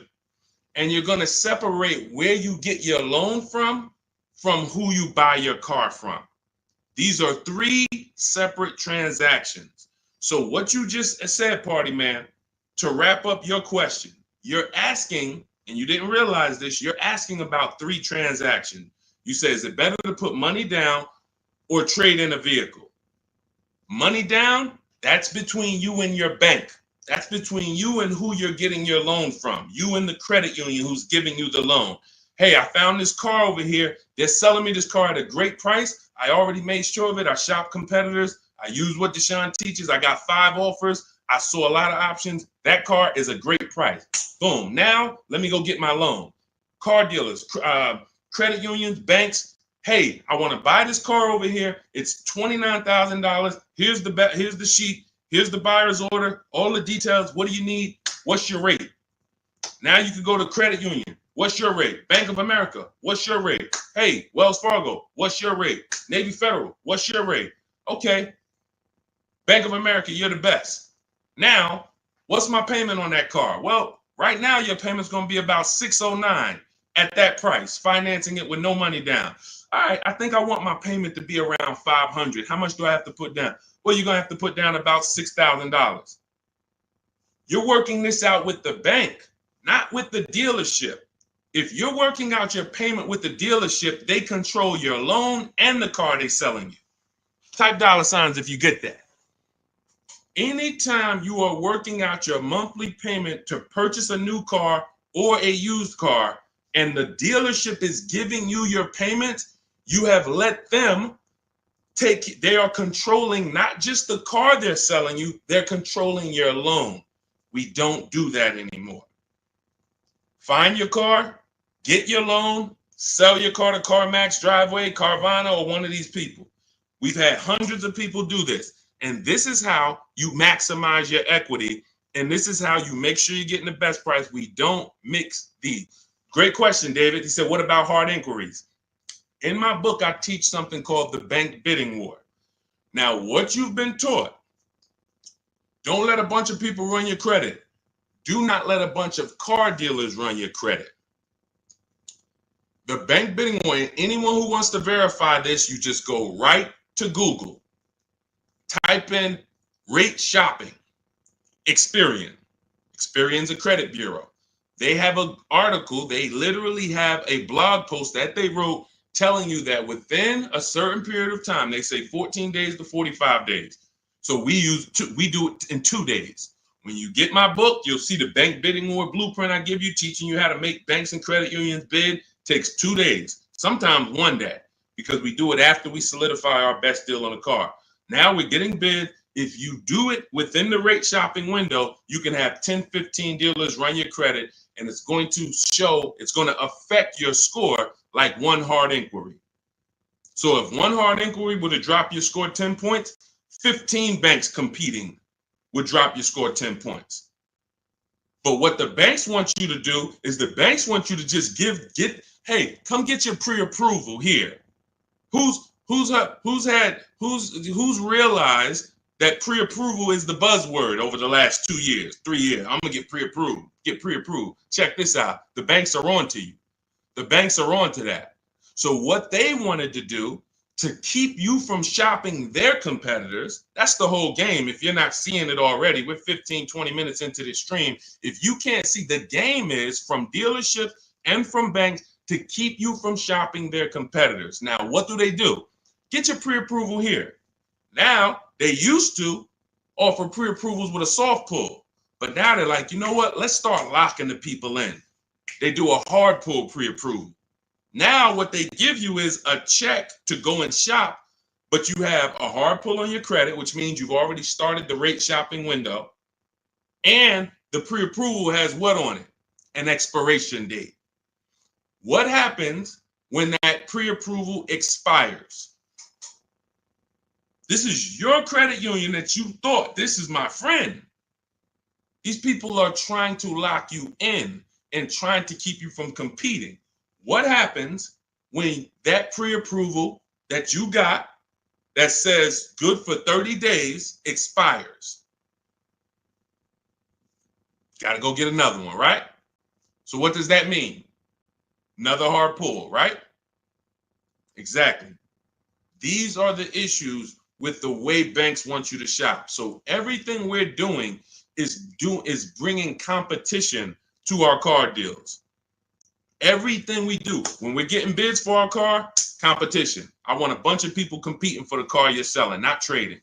When we're getting bids for our loan, I want a bunch of banks competing for our rates, not just one, not just the dealership. Then when we're buying a car, we're getting multiple offers. And here's the best part, not just the money. We do this from home. We do this from home. In fact, there's no way you can do this unless you're at home. You can't do what I'm talking about, going into dealerships and banks and visiting them. How long would that take? That's why my new book is called Cars from Home. It's simple. Cars from Home. That's what you want to focus on. So, a couple things we just hit on. Party man, separating our transactions. Who you sell your old car to is different than who you're going to buy your car from, is different than who you're going to get your loan from. In each one of those three transactions, we are using online, the internet, to bid them out. Bidding out who we sell our car to, bidding out who we get our loan from, bidding out who we buy our car from. That's how we get deals like this. Some of you, if you're on YouTube, you can see this. Look, Adina got a Toyota Corolla. She was shopping for a Toyota Corolla. Fast forward, she ended up getting a 2024 Hyundai Elantra, $12K, $365 a month, no money down. You won't see a Hyundai Elantra commercial for a lease that says, hey, come lease a Hyundai Elantra, 12,000 miles per year, $365 a month, drive off. You won't see that. You'll see come lease a Hyundai Elantra, $249 a month with $3,600 down plus tax and fees. You got to put around $6,000 down and you could get a $350 payment. She did it with no money down, getting bids, staying at home, using what you're going to learn in my book, using my copy and paste strategy. Now, look, you could do it on your own. You want to call around, talk to dealerships, get prices. But here's what I'm telling you. You must shop competitors. You are not going to save the big money. You're not going to get deals like this. Look at Melissa. Equity assessment. Perfect example of someone who did a proper equity assessment. What's up, Noel? Good to see you, Noel. Nathan, good to see you, Lessa. I took possession of a 2025 Honda Pilot EXL before finalizing my lease. Look, my best offer was on my 2018 Sorento, gave me $12,000 in equity from Carvana. She didn't trade. Now here's what we do. Bonus, which she ended up winning. After she found the dealer who sold her the Honda at the lowest price, she asked them, "Can you match or beat the offer I got?" That we do. There's nothing wrong with asking the dealer, "Hey, the one you're gonna buy the car from, they won the bid. Hey, I'm gonna sell my old car to CarMax.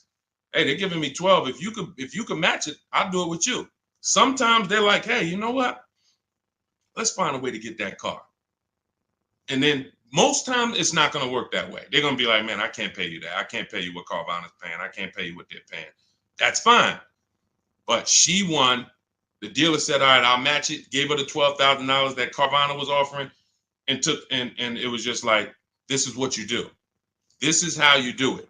Separating your transactions, getting bids. All right. Let's go. Keep typing your questions in. We'll get to as many as we can. But one thing y'all got to know about us, we don't do quick answers here. This is car buying. So I'll try to get through as many as we can. But, we got to go deep on some of these. Go ahead, Dolan. Pull the next one in. What's up, Yessie? Good to see you. Flo, what's up, Mitchell? Kenyatta, good to see you. Do previous book buyers get an update? Everybody who gets a book gets an update every time I update the book. And I've updated the book probably 5 times since I wrote it, because we get new websites that come in. We get websites that go out of business. I update the scripts. In my book, I have copy and paste scripts. We don't talk to dealers. Who doesn't like talking to dealers? Who does not like talking to car salesmen? Let me say, I might have a bunch of people on here who love it. Deshaun, I love talking to car salesmen. It's my thing. I get a thrill out of it. We get people. Listen, when I was in the dealership, it was people every now and then. They'd like popping in the dealership. Every 3 weeks, they're back. "Hey, let's talk again." It's like, what? You like this? The people like that. All right. For those of you, Clarissa, I see you. Mrs. Dixon, I see you. Kanisha, I see you. If you don't like talking to car salesmen, type me. Let us know. Look, somebody said, "I hate it." Look, Valerie, hate it. These are my entire system in Cars from Home, my book, in what I'm teaching you here, does not require talking to car salesmen about numbers ever. Ever. You are either going to be emailing them or you are going to be talking to a manager. The only time we are talking to car salesmen is when we are there for our test drive. And even in my book, I teach you how to properly schedule a test drive so that you don't get the worst car salesman. Who's ever had a salesman that they talk to on the phone? "Hey, I'm coming to drive a Toyota Camry, the XLE. You got one?" "Yeah, yeah." You got the wrong dude. No professional says boss. I'm just telling you. I know this. I know this industry. If you get a dude like, "Yeah, boss, I got you," wrong dude. In my book, I find out, schedule it with him. And some of you know, they're laughing because you know I'm right. Very hard to get great service from a guy who calls you boss. Females are like, "Yeah, man, I'm guy calling me boss. I'm a woman." It doesn't matter. You don't call anyone boss. My name is this. So anyway, when you schedule your test drive with someone who's reliable and dependable, you get there, car's ready. What do you mean we don't talk numbers there? Never. I'm shopping. In my book, you learn something called shopping, not buying. We don't mix those. You've been taught. See, you go out, "Hey, I'm shopping," deciding what you want. I'm looking at options. I'm test driving. I'm exploring. This is what shopping is. Decide, "Oh, I want to look at the colors." Okay, all right, I'm going to drive the Chevy. Then I'm going to go over shoot the Honda.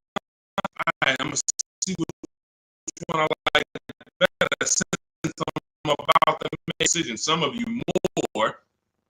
Hey, I'm going to take the time and look at the product, considering that all of these companies are trying to sell me a car. Let me at least go explore it. That's shopping. Buying is different. Buying is, I've decided what I want. Now let me get offers. Now let me get my best price. The process for us for buying is 90 minutes. Online, used cars, everything we teach you in Cars from Home, everything you're going to learn in any of my videos is about a 90-minute process.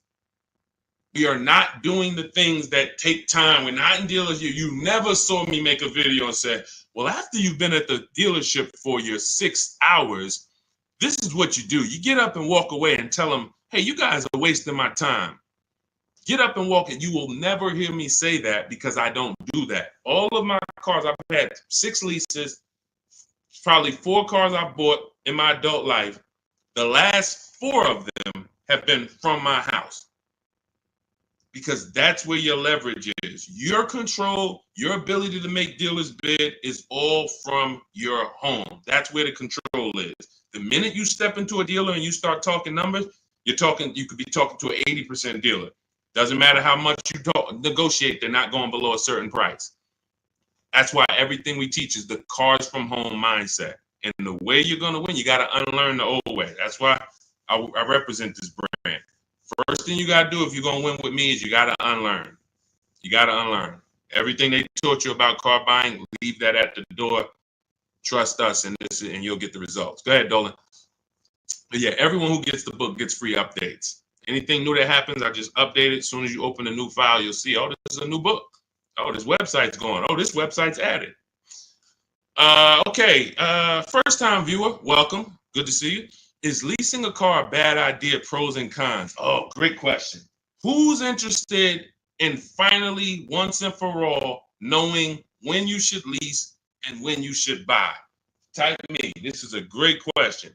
He said, first-time viewer, is leasing a car a bad idea? Pros or cons? Who's heard? Okay, I see a lot of you.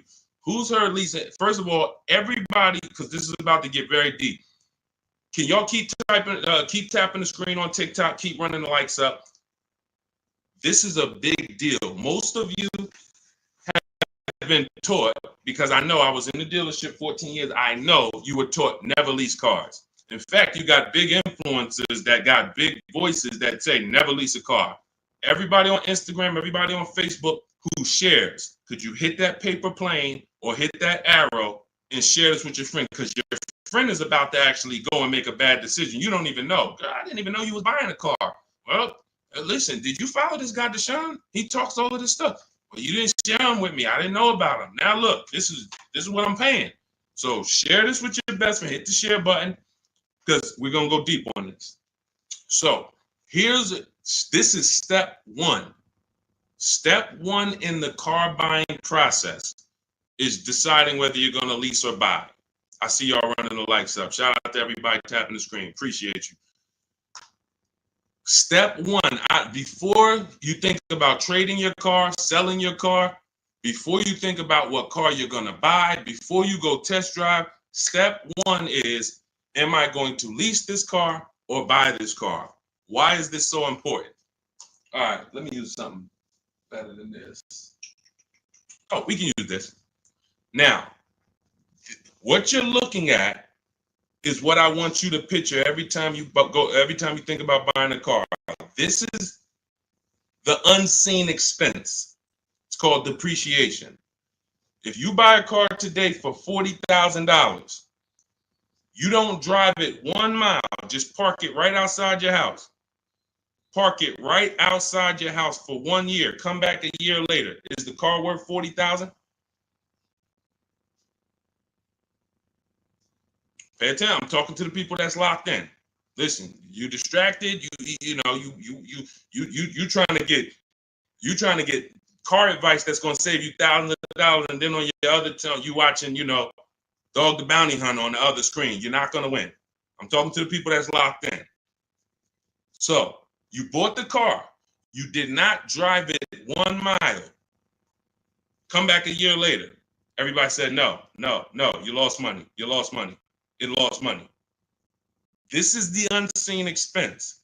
The first step to understanding leasing is to understand this, depreciation. Let's go deeper. You buy the car for 40, drive it 12,000 miles. Is it worth less than if you drove it no miles? Worth less, right? Bought it for 40, drove it 20,000 miles. Worth even less, right? This is the depreciation curve. One of the biggest myths you'll hear people say about leasing is, I don't want to lease because I don't want to pay for the mileage. What you just learned in the last 20 seconds is, whether you lease or buy, you pay for the mileage, correct? From now on, this is step one. This is why you cannot get, and I want to be clear here, you cannot get a great deal if you buy a car, but you should have leased. You cannot get a great deal. And I'm going to explain that. Before we wrap, I'm going to wrap with that and showing you why. I don't care how much they sold you the car for, how much discount you got. If you should have leased, but you purchased, you cannot get a good deal. Your deal structure is wrong. You built the house on the wrong foundation. So now, who has a car in their driveway that they've had more than 8 years? I want you to type the number of years you've had the car into the chat. Only if you had it more than 8 years, not 5, not 4, more than 8 years. All right, Miss Dixon, just got my book. You use it. Congratulations. Use it. Way to go. Now, anyone who's had a car more than 8 years, type the number of years you've had the vehicle in your driveway. Okay, 19. I see you, Antonio. Serafina, I see you, 11. Valerie, I see you, 11. Okay, Miss Bells, I see you, 14. Nicole, I see you, 12. Okay, so all of you who had this, your depreciation curve, watch this. It looks like this. It looks like this. See, when you first get your car, you're losing value by the thousands. Every year you're losing thousands. But the longer you keep the car, depreciation looks like this. So some of you right now, you could go sell your car for $5,000, but a year later, a year from now, you can sell the car for $5,000 or $4,800. My dad's about to sell his truck. It's been worth $5,000 for the last 3 years. Well, during COVID, it was worth more. He could have got more for it, but for the last 2 years, that car has been worth about $5,000. Depreciation, he's beat it. How do you beat depreciation? 2 ways. Long-term ownership. In my book, I teach you the first step you're doing is asking yourself how many years you're keeping the car. I'm teaching you the 8-year rule. The 8-year rule says this: if you're not buying a car to keep it for at least 8 years, you should be shopping for a below market lease, not a regular lease, not these leases you see on the commercials. Those are not deals. Deals are not advertised to thousands of people. Deals are when the dealer doesn't want to make the deal, but he's signing it just because I need to sell this car. It's reluctant. Don't send more people in to pay these prices, but here, I'll do this for you. Don't tell anyone else. That's a deal. When you see a commercial, hey, everyone, 10,000 of you, come get this car for this price. That's not a deal. Not advertising this. So let's get back to this now. So now, here's where you are losing. In the 2-year, 3-year, 4-year, those of you who buy your cars, trade them in 3 years, you're losing. You're replacing a depreciating asset and when it's losing the most value. You buy it for 40, 2 years later, it's worth 28. All right, let me get out of this thing. You lost. You buy it for 40, 4 years later, it's worth 16, 18. Oh, let me get out of this. You're supposed to the whole purpose in buying is to get to what I call the reward stage. That's what you saw Jerry said. 8 years he's had the car, paid it off in 6. Now he can keep it. Beat the depreciation. The longer he keeps the car, the less he paid for it over time. Look, Michael, 16 years. You get to the point where this car is now literally not even depreciating. I lose probably $200, $300 a year in depreciation. Some of you like, Deshone, there's no way I'm keeping the car that long. You are the ones who should be shopping for below market leases. Let's make this point. I see you, Delaney, and said I had an Escalade 21 years. Look at your cost per year. Look at your cost per year. I bought a $50,000 Escalade, $60,000 Escalade at the time, however much it was, but I kept it 21 years. How much did that cost me per year? That's the purpose of buying, because you pay more to buy. So now let me show you what below market leases look like to wrap this point up, to show you that there is no comparison. If you are getting regular leases, this is not going to make sense to you. That's why you're going to use my strategies. You're going to get your book in my TikTok bio. Go there. If you went there, you only got 30 minutes to save the 75% off.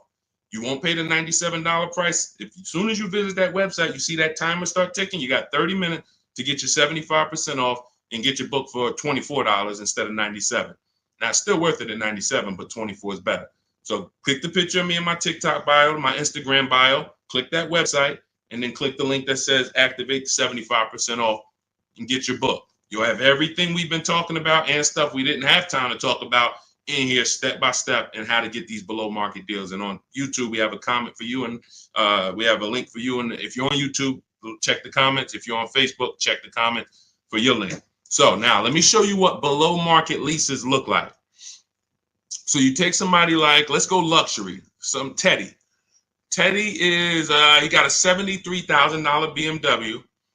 He got it for his highest offer was $1,123 a month. His best offer was $856 a month. Well, I told you, multiple offers. If you're not making dealers bid, you're dealing with the wrong dealers. You're not, when you go and say, oh, well, they told me to lease this car, it costs $600 a month with $3,000 down. That's one dealer told you that. That's why we get 5 to 7 prices from home. So that's what's called a 1.1% lease.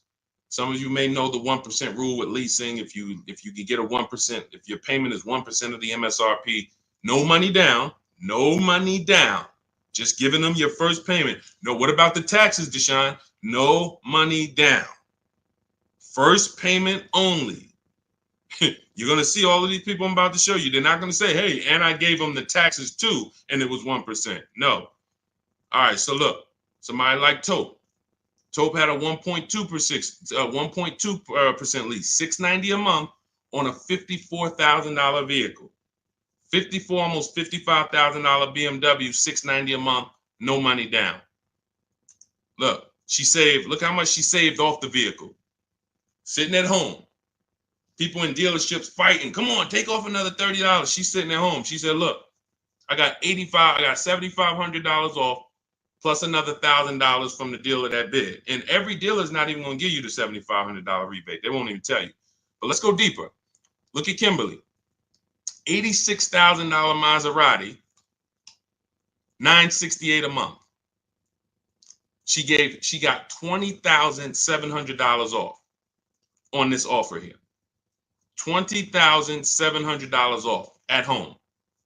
Look, you're not going to see the Maserati advertise, hey, come drive this new Maserati, $968 a month, $86,000 vehicle, no money down. You'll see, hey, come drive a Maserati, $799 a month with $5,000 down plus taxes and fees. End up probably being about 10 grand once you add it all up. Yeah, you'll see that commercial. You go sign up for that, they'll love you. Hey, I want the deal from the commercial. Oh, come right in, miss. Oh, Miss Jones, a letter. How are you? Okay, can I call you Miss Jones? Yeah, how fast can I get it ready for you? They love you. Go ask for the deal from the commercial. They love you. Look at Charles. Some of you have this vehicle. Hyundai Palisade, $48,000 vehicle, almost $49,000, $597 a month. No money down. Look, I reached out to 35 Hyundai dealers, and you're like, how do you do that? You might have just jumped on the stream. We do this all online. Takes about 25 minutes to reach out to that many dealers using the stuff in my book, copy and paste scripts. So he had 35 Hyundai dealers, got 10 quotes back. Offers range from 1.2 to 1.6. He said, I never thought I'd be able to afford this car that is almost $50,000, because up until he learned what you just learned, I'm not keeping my cars 8 years. He was buying them. But now that you have the understanding of this and the unseen expense, and you now have a depreciation, whether I buy or lease, I pay for my usage. Whether I buy or lease, if I drive 20,000 miles, it costs me. Which one's going to cost me less? And when you get below market leases, it costs you less. Or when you do like what we spent time shouting out Michael and Antonio and Serafina and Valerie and all of them. So you're either going to go the long run, the distance, get your deal, keep it till the wheels fall off. That's how you're going to beat depreciation, or you're going to get below market leases. But now, $48,000 vehicle, $597 a month, a $50,000 vehicle. This would normally, and let me ask you guys this. Some of you know, every $5,000 on a car loan is about how much per month? So we can show everyone who doesn't know this how much if he had bought this car, and this is the reason why he said, I never thought I'd even be able to drive this car. Every $5,000 per month on a loan, on a vehicle, is about how much per month? Let's see if anybody's tapped in. Every $5,000. Thank you. Yep, you got it, Zully. $100, $100. Great job, Clarissa. Shout out to the people that's tapped in. I love the people. I love when y'all show me, man. Look, Deshone, I'm tapped in, man. I don't care about anybody else, man. I'm watching my money. I gotta pay attention to this stuff. Yep. Thank you, Aletta. $100. The Bush, $100. So now this is how, when you look at a $10,000 car, you should think $200 a month. $20,000 car, $400 a month. $50,000 car, okay, that's $1,000 a month on a 5-year loan. That's what should come into your head. That doesn't mean, hey, I might be able to get 5,000 off of it. I might be able to get 8,000 off of it with my best deal. I might be able to get 10,000 off. That has nothing to do with it. I'm talking about just when you look at the car and you say, okay, around about how much is that going to cost me? 50,000. That's about $1,000 a month. 5-year loan. 6-year loan, yeah, all right, it'll be a little less, but we don't go longer than 6. And when you go in, and some of you, you've done this, you go in and you look at that $50,000 car and you say, man, get me the 600. Can you give me the 600 a month? Yo, okay. And next thing you know, you're in a 9-year loan and you don't know how you ended up in a 9-year loans because you went in saying, hey, get me the 600 a month, not knowing that car is $1,000 a month. So this is why we have. So going back to Charles' Palisade deal, that Palisade with no money down would have cost him $1,000 a month, 5-year loan. If he stretched it out to a 6-year loan, maybe it cost him $920. Not he's paying $597. What's better coming out of your bank account every month? $597 or $900? Imagine pulling up to someone, you're Charles, right? You pull up in your brand new Hyundai Palisade, they pull up right next to you in the same Palisade. Both of you did 2 no money down deals, and you look at each other and say, oh man, we got the same truck. Yeah, man, I just got mine. Oh man, how much you paying? Yeah, man, I know this expensive. You know it. You know this expensive, man. Yeah, I'm right about. I'm close to $1,000 on it, but I no money down though. No money down. How much you paying? Oh no, I'm paying $597 for this. Oh, you had to put a lot of money down. No, I didn't put no money down. Wait, how you get that? Oh, I leased this. I drive it for 3 years. Give them it back. Go get something else. Oh, see, but see. You know, after 6 years, I'm gonna own this. And man, I gotta laugh because this is I gotta laugh to not cry about. This is what people do. This is what I'm trying to get people to understand about leasing. All these people that told y'all don't lease, they cost y'all money. They got y'all driving these older cars or these cars that are super expensive because you just thought, man, I had to buy the whole car. You done put 10 grand down, 15 grand down. And you're like, man, all right. And here's the thing. It wouldn't be bad if you were keeping the car 8 years. Because after a while, you get to this point, you kept the car, the depreciation cools off. You're like, okay, I kept the car long enough. Let me go and sell it and let me get something else. 8 years is the minimum. But the problem is when people pay those, that dude is like, yo, I'm paying $1,000 a month to drive this Palisade. Okay, but I'm gonna own it after 6 years. But then about year 4, what happens? What happens when he has it about 4 years? About 4. Look, the warranty done expired. Now something done went off on the thing. This is not people who are what we call keepers. These aren't people like Valerie and like the people we shouted out. These are I'm talking to you that are stuck in the middle. You know you don't keep cars 8 years, but you go in and you buy them. You take out 6-year loans like you plan on paying them off, or like you plan on doesn't matter. You are losing in depreciation because you keep the car, you buy the car here, as soon, right before the depreciation starts to cool off, you go and flip it and go do it again with a whole nother car. Pay a whole, let me ride that wave again. Okay, perfect. Oh, that was no fun. High payment. Let's go get another one. I would get people coming to the Mercedes dealer. Hey, man, Deshone, that's the new one? Oh, okay, I got 2 payments left. Then I'm going to come see you for that. I'm like, man, what are you doing? Okay, let me talk to you. Let me show you. You ever heard about leasing? Let me show you what this is going to look like if you understand what I'm about to break down for you. And they like, oh, wait. So I'm going from a $900 payment. You telling me good deal on this lease, I could be at $500? And what about all the money from my old car? What I do? Oh, man, I'm going to give you that back. You might have 10 grand equity here. You go put that in the bank. Yeah, I used to have to just put that down. What I would do is just whatever my old car was worth, I just put it down on the next car and then roll it and I just kept it moving like that. Nope, not no more. You're not going to keep your money tied up in these depreciating assets. Type dollar signs if you're getting this. You're not going to keep your money tied up in these depreciating assets. Pay attention. Banks don't do it. Banks don't do it. The last thing a bank wants is their money tied up in a depreciating asset that's losing value. So if you're going to keep it long term, tie your money up in it, but then you pay it, I drive this thing till the wheels fall off. Now I'm going to get my money's worth out of this car. But if that's not your goal, you should be shopping for below market leases, paying cents on the dollar, like Charles, like Zafrina, like all of these people who are driving brand new cars that would normally be $600, $700, $800 more, $200, $300 more than what they're paying. Look at Rosalie. Just got a 2024 Infiniti Lux, $60,000 vehicle. Look what she's paying. $592 a month. $592 a month. It's a $60,000 car. $60,000 car, $1,200 a month. Somebody walks in and says, hey, how much that costs? No money down. Man, that's about $1,200. She's paying $597 because her deal is structured right. Leasing versus buying is and look, you add the mileage, Michael. Let me give you an example of somebody, because that was a great question. That's always the next question. Oh, what about the mileage? The worst thing to do is to add, and look, all of this is inside my new digital book. There's a reason it's 5-star rated. Google it. Cars from Home. 7 steps to saving time, money, and avoiding dealerships. Look at all the 5-star ratings. Read the reviews. There's a reason that book's 5 stars, because it's step-by-step on getting below market leases, buying, used cars, everything we've been talking about. If you're like, Deshone, I don't want to remember all of this, get the blueprint. You get there, go to my TikTok bio, get your 75% off. Go to my Instagram bio, click the link, get your 75% off the book.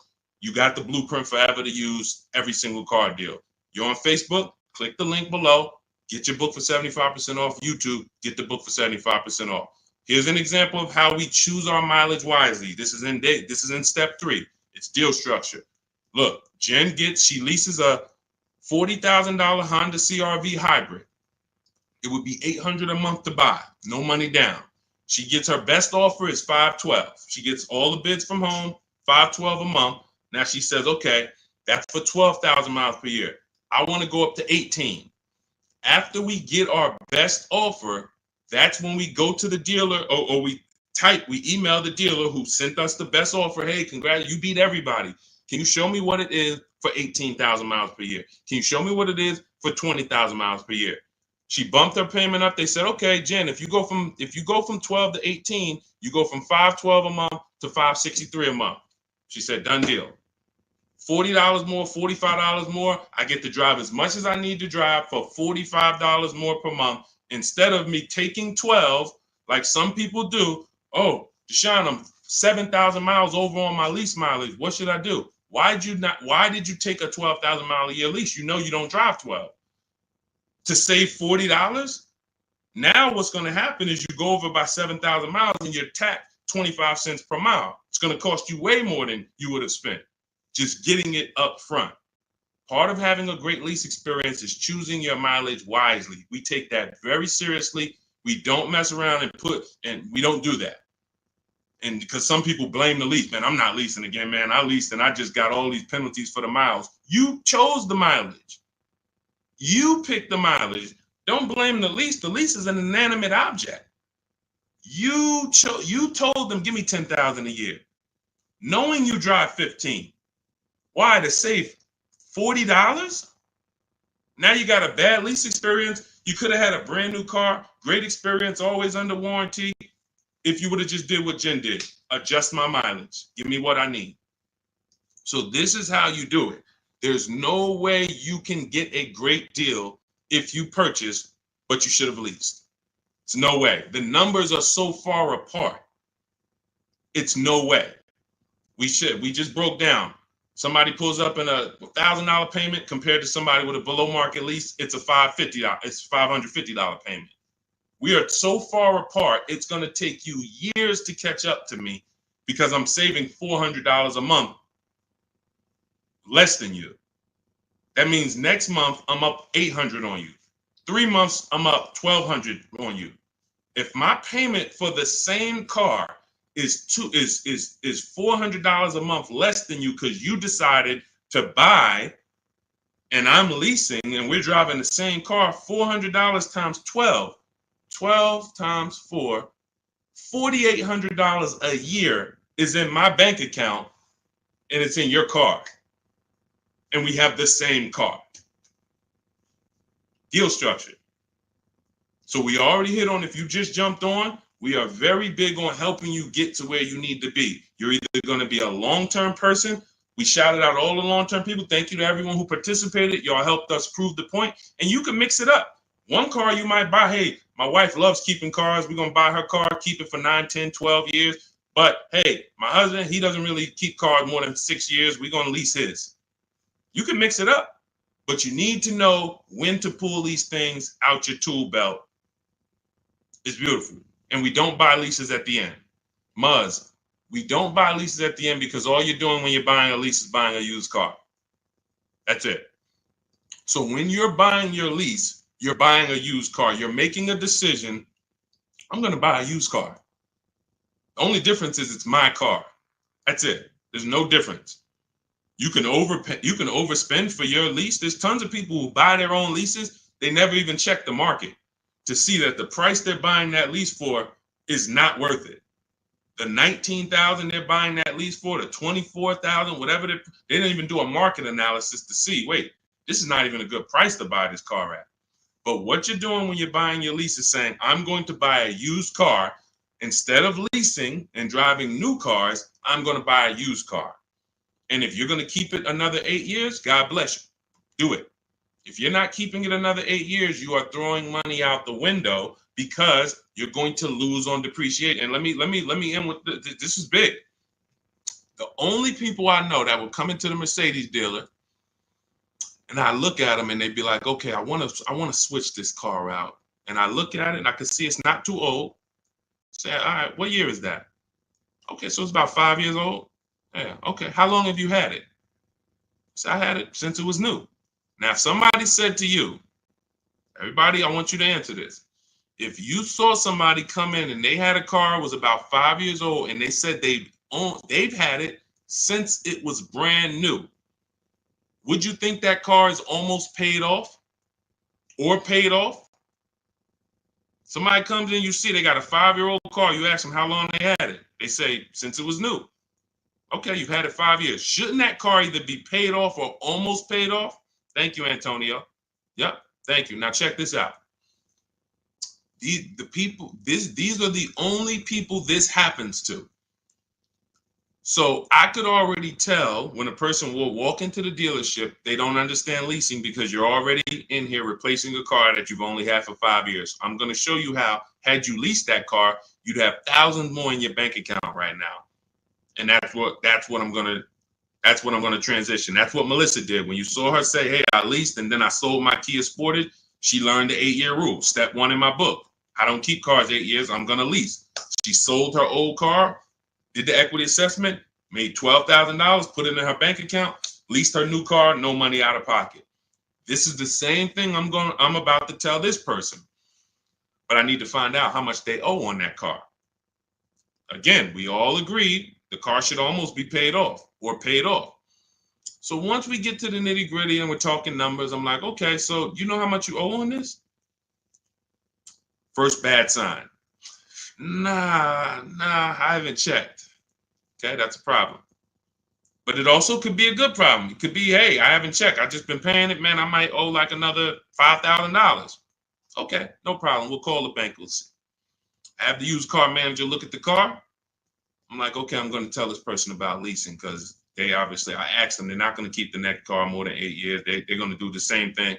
Perfect. We ought to plan, make the customer happy. They're going to love it. They're going to love the low payment. They're going to get the car they want, hundreds less than they thought. This is going to be great. Big check coming back to them.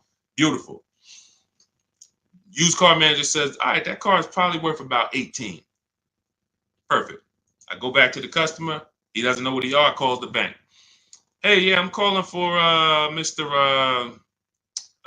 Johnson here. I need the payoff on his 2019 whatever.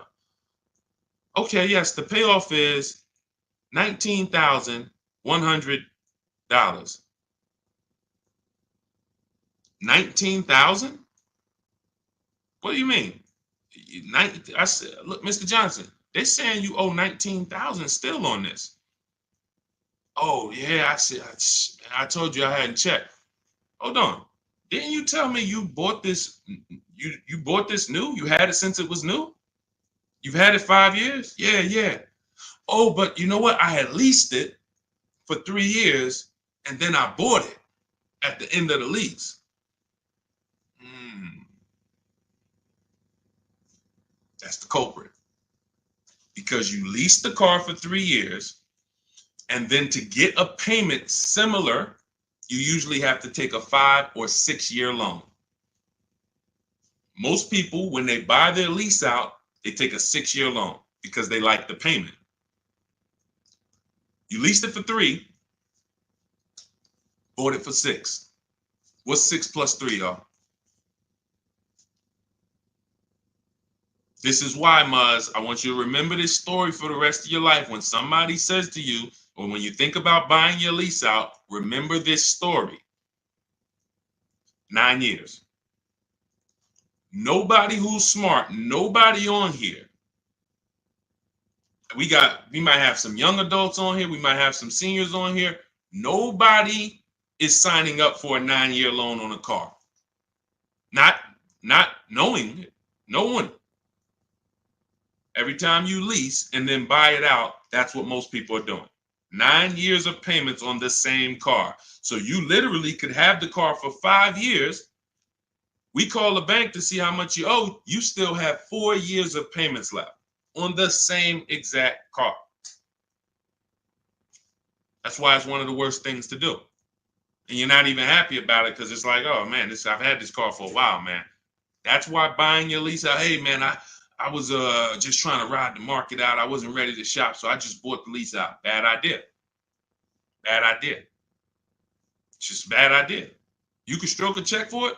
Possibly. But I would always shop for a new lease because, again, like I started the story with, when you buy your lease, you're going from a lease, driving new cars. If you're getting below market deals, like you're going to learn in my book, you're driving it for cents on the dollar, and then you're switching to a used car purchase.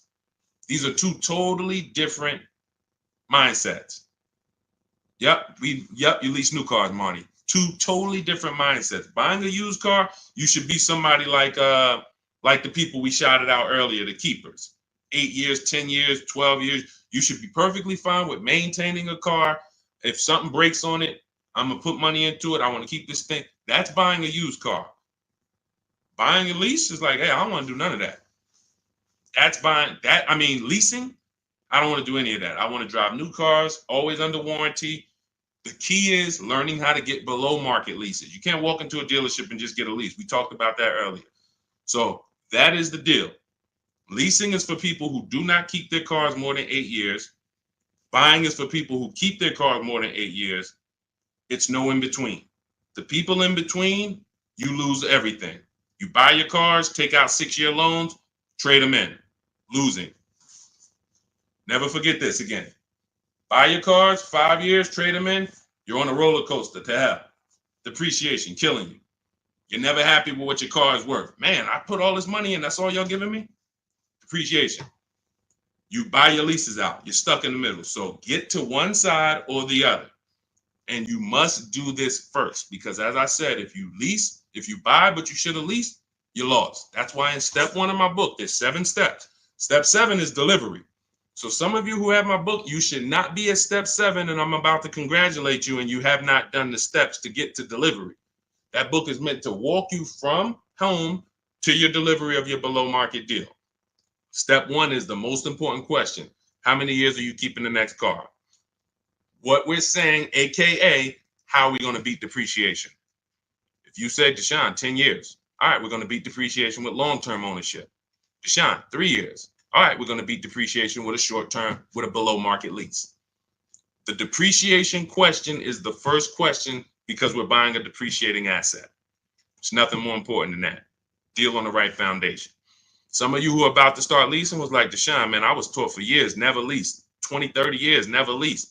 You're going to make some of your best deals and be your most happy because you should have been leasing 15 years ago, but you listened to bad advice that they never broke down numbers. They never talked about depreciation. They never showed you anything. And they just said, never lease. It's like renting. And you believed it. So it's partially your fault. You believed it. You didn't verify. But there was no one to break down the numbers. I love math, and I've done thousands of transactions. I love breaking down the numbers to show you. All of you who are on here can see. You saw all of those below market lease deals.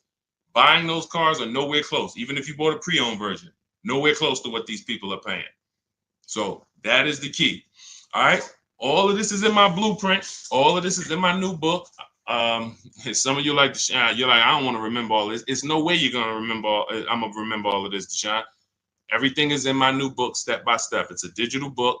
You can get your copy for 75% off. It's part of our welcome offer. In my TikTok bio, click that picture of me. You'll see a website, and you click the button that says get your book for 75% off. If you're on Instagram, click the picture of me, click the website, and then get your book for 75% off. If you're on YouTube, look in the comments. I have a 75% off link for you there. If you're on Facebook, look in the comments. I have a 75% off link for you. That link is only good for 30 minutes. So if you went there 45 minutes ago when we started, an hour ago when we started the stream, you missed it.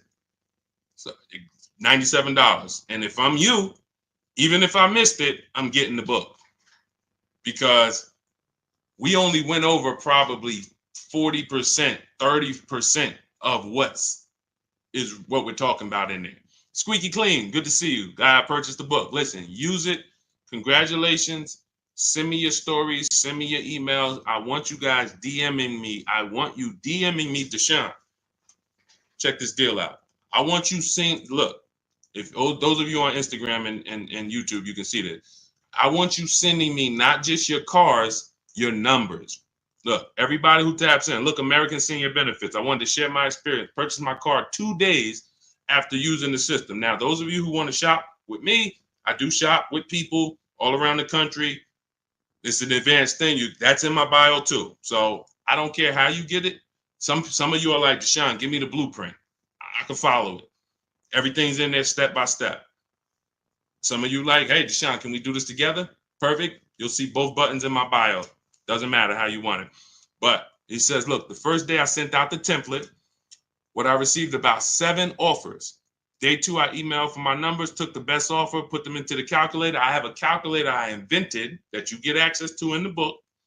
All of you get access to all. I probably have 5 calculators in the book that I've invented. You'll never find them anywhere else. Can't Google them. These are calculators that I literally wrote the code for that we use. One of them is the counter offer calculator. And he said, look, I sent the email counter. The dealer MSRP was $36,365 on the 2025 Kia Sportage X line. Oh man, I gotta go back and get his numbers. I didn't open it up on his Facebook post. I was supposed to hit see more, and I didn't hit it up. All right, so I gotta go. But you can tell he was excited to tell a story, and it's like, dang, I gotta go back and pull him in. But this is what I want. I want you guys emailing me the numbers. Proud of your numbers. Deshone, look at this. Last thing people want to talk to me about is their numbers. They'll post all day long. Oh, your girl upgraded. I had to treat myself. You know, your boy Fresh had to step out with the 2025. You never hear him talk about numbers. You'll never hear us. You'll never say, oh, y'all won't believe the price I got for this. You'll never hear that because they're ashamed of it. They're embarrassed by it. If they ran into me and I said, hey, yo, you got your contract on you? You got your purchase order?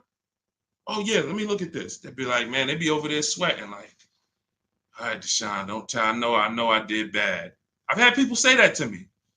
You know, man, I know I did bad. I'm like, listen, man, don't beat yourself up. I just want to see you do better. I want you knowing, why would you go work hard and then go get this beautiful vehicle and not have the confidence to know you paid less, the lowest price you could have?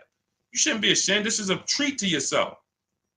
But because you didn't know how to shop, you're ashamed. Or we're not doing that no more. You're gonna know how to shop. You're gonna be emailing me, Dad, Deshone, I got 6 offers. Deshone, I looked at all these pre-owned cars. The dealer that had the best one, I saw all the service records. I saw the true value discount. I got the price of it when I was new. It was no bogus. It was an hour and a half away. I had to drive an hour and a half away to get it. But look at what I got. And then I let the banks bid. And then, you know, my credit union, you're gonna be like, numbers. You're not gonna be thinking about cars. You're gonna be just as excited about the deal you got as the car you got. That's where you're going. So shout out to everybody. Valerie, the link is in my TikTok bio. You got to click the picture of me, and then you'll see a web link right there. Click that link, and then you'll see a button that says 75% off new book, 30 minutes. Okay, same thing with Instagram. The link is in my bio. Instagram, TikTok, the link's in my bio. On Facebook and YouTube, the link is in the comments.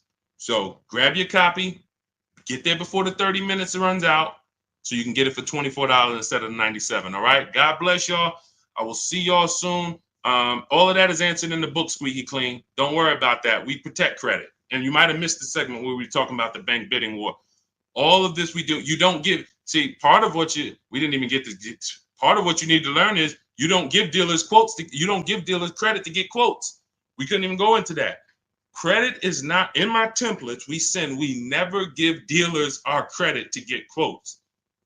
That's what the 80% will tell you, though. Hey, Jim, we can't give you credit. Yeah, just fill out this credit app so I can give you a quote. They lock you in. We don't do that. All of that is explained in the book. All right. God bless you. I will see y'all in the next stream. Everyone who got your book, send me your success stories. Go out and be empowered. Go out and win in this world, and make sure you send me your results. All right. God bless you.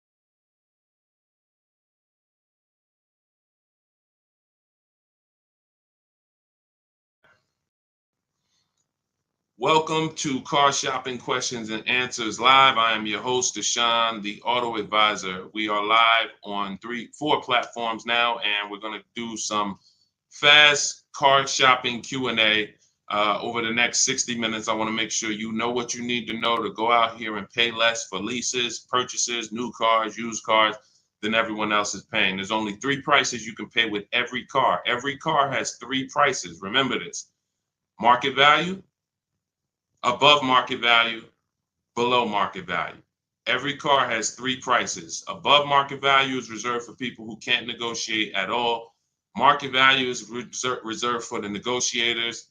And then below market value is reserved for the people who put dealers against each other and create competition so that they can see the entire market. Below market deals do not come from negotiators. You cannot get a below market deal negotiating. So, and you you got a below market deal negotiating. You must get dealers against each other. And that's what we do here. That's what Cars from Home is about. So start typing your questions. Who's car shopping now, or you will be over the next 12 months? Type me in the comments. Let me know if you are car shopping right now, or you will be over the next 6 months. Type me in the comments. I want you guys typing your questions, and we'll bring the first question into the show in about 10 seconds. All right. Shout out to the people who are, if you're car shopping now, let me know. All right, Dolan, I see we got our first couple questions. Let's get the show on the road. You guys can keep typing, and then we'll, as we get more questions, we'll keep it going. What do you think of drive time? Do you think it's a good option? Well, drive time, any website that does not put dealers against each other is not a good website. Most people are going to try to sell you on variety. And variety makes you think you're getting a better price. Give you an example. Carvana says, we have 50,000 cars for you to choose from. That's variety. It's no different than if you walk into the Lay's potato chip factory and you're looking at 100 different flavors you never saw before. They're all Lay's, and you're like, wow, y'all got sour cream and onion, but y'all got baked potato, all of this stuff. It's variety. But if they said to you, every single bag is $7.99, you don't have any competition. So you can't compare anything. You can't even compare them to what they would sell it for in the store, because you're in the factory where all of the variety is. That's how most of these websites operate. It's strictly variety, but variety doesn't drive down prices. Competition does. So you want every car you're buying, leasing, you want to look at 100. You want to know within 100 miles of me who has a car like this and who's willing to sell it to me for. What are they willing to sell it to me for? Because this is not the Apple store. My biggest thing I want to get across to you guys concerning this pricing is cars are not like the Apple store. You go into the Apple store in California, the iPhone 15 or 18 or whatever they come out with is going to be the same price as the Apple store in Florida, same price in New Jersey. It's not like that in car dealerships. Every dealer is selling their vehicles for a different price. Every dealer's best price is different. So if you're going to find the below market best prices, you need to be on websites and you need to be using tools that allow you to get multiple offers from multiple different dealers. And there's no websites that do that, so to speak, but our system in Cars from Home is what we use to do it. We're going to get multiple offers, look at all the used cars within 100 miles, screen them down, see which one is the below market lease, the below market deal. And we're going to do the same thing for purchases. We're going to reach out to 25 dealers online. Using my email scripts, we get 5 quotes. So then we pick the best one.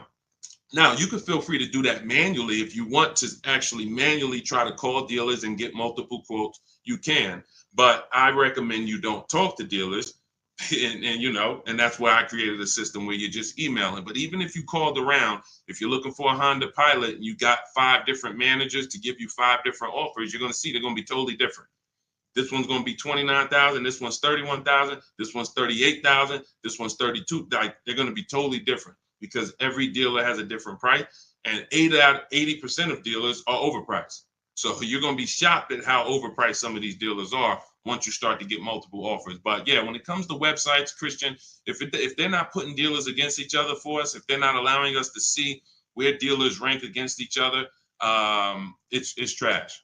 Even on used car marketplaces. Used car marketplaces need to be telling you what discount you're getting from the original price, which they're never going to do.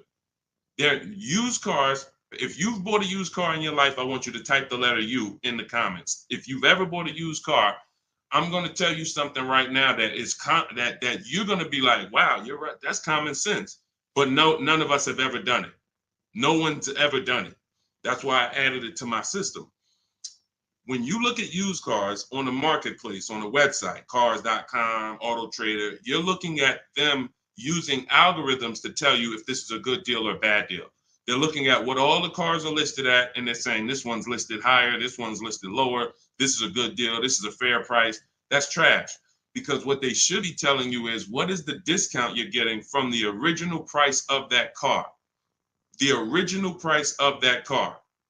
That's all that matters. If that car was originally 50,000 and now they're asking 25,000, that's a 50% discount from the new price. That's all. Listen, during the pandemic, we had people going out, and you might have done it, and literally buying used cars for the same price as new cars and not really asking questions. And they didn't even really bother to see that the same price they're paying for the 3-year-old used car is the same price it was new. There's no discount. And that's what I call the true value discount. So they're never going to see that. What you would see if they did this is how it would look. This vehicle has a 1% discount from the new car price. This car has a 6% discount from the new car price. And you're going to be like, why the heck would I buy that? It's really no discount. You charge me the same price as what it was new. That's all that matters. But they're never going to do that, because then they have a bunch of people paying them to sell cars for them through their website, and the cars wouldn't be selling because people be like, yo, I'm not buying that. There's no value there. So that's what we need to know when we're getting a used car. That's the last step when we're narrowing down our used cars. We pull the original MSRP, we get the original price, and then we compare that. I have a calculator in my book that does it. You put the original MSRP in, you put the asking price in, and then it tells you this vehicle has a 42% true value discount, a 38% true value discount. And that's what you compare when you're shopping prices for used cars. Okay, everything that I'm talking about, if you're like, Deshone, I want the whole blueprint, I'm not going to remember this, you can go and get my new digital book. It's called Cars from Home, 7 Steps to Saving Time, Money, and Avoiding Dealerships. You'll know our system for screening down used cars. You'll know how to get the original MSRP. You'll have the true value calculator, and you can get your copy for 75% off as part of our welcome offer in my TikTok bio for 30 minutes, my Instagram bio, 30 minutes only, or YouTube comments or the Facebook comments. And you won't pay $97. You'll pay $24 if you get there before the 30 minutes is up. So go grab your copy. Come on back to the show. Catherine Marie, I have a 2022 Chevy Blazer, 40,000 miles. I want to trade in for a 2024 Kia Sportage. My credit is 530. Is it smart right now? I've never been late on payments. Smart is relative. Why are you doing it? If you just got a vehicle, you're right now driving a vehicle that it's depreciating like this.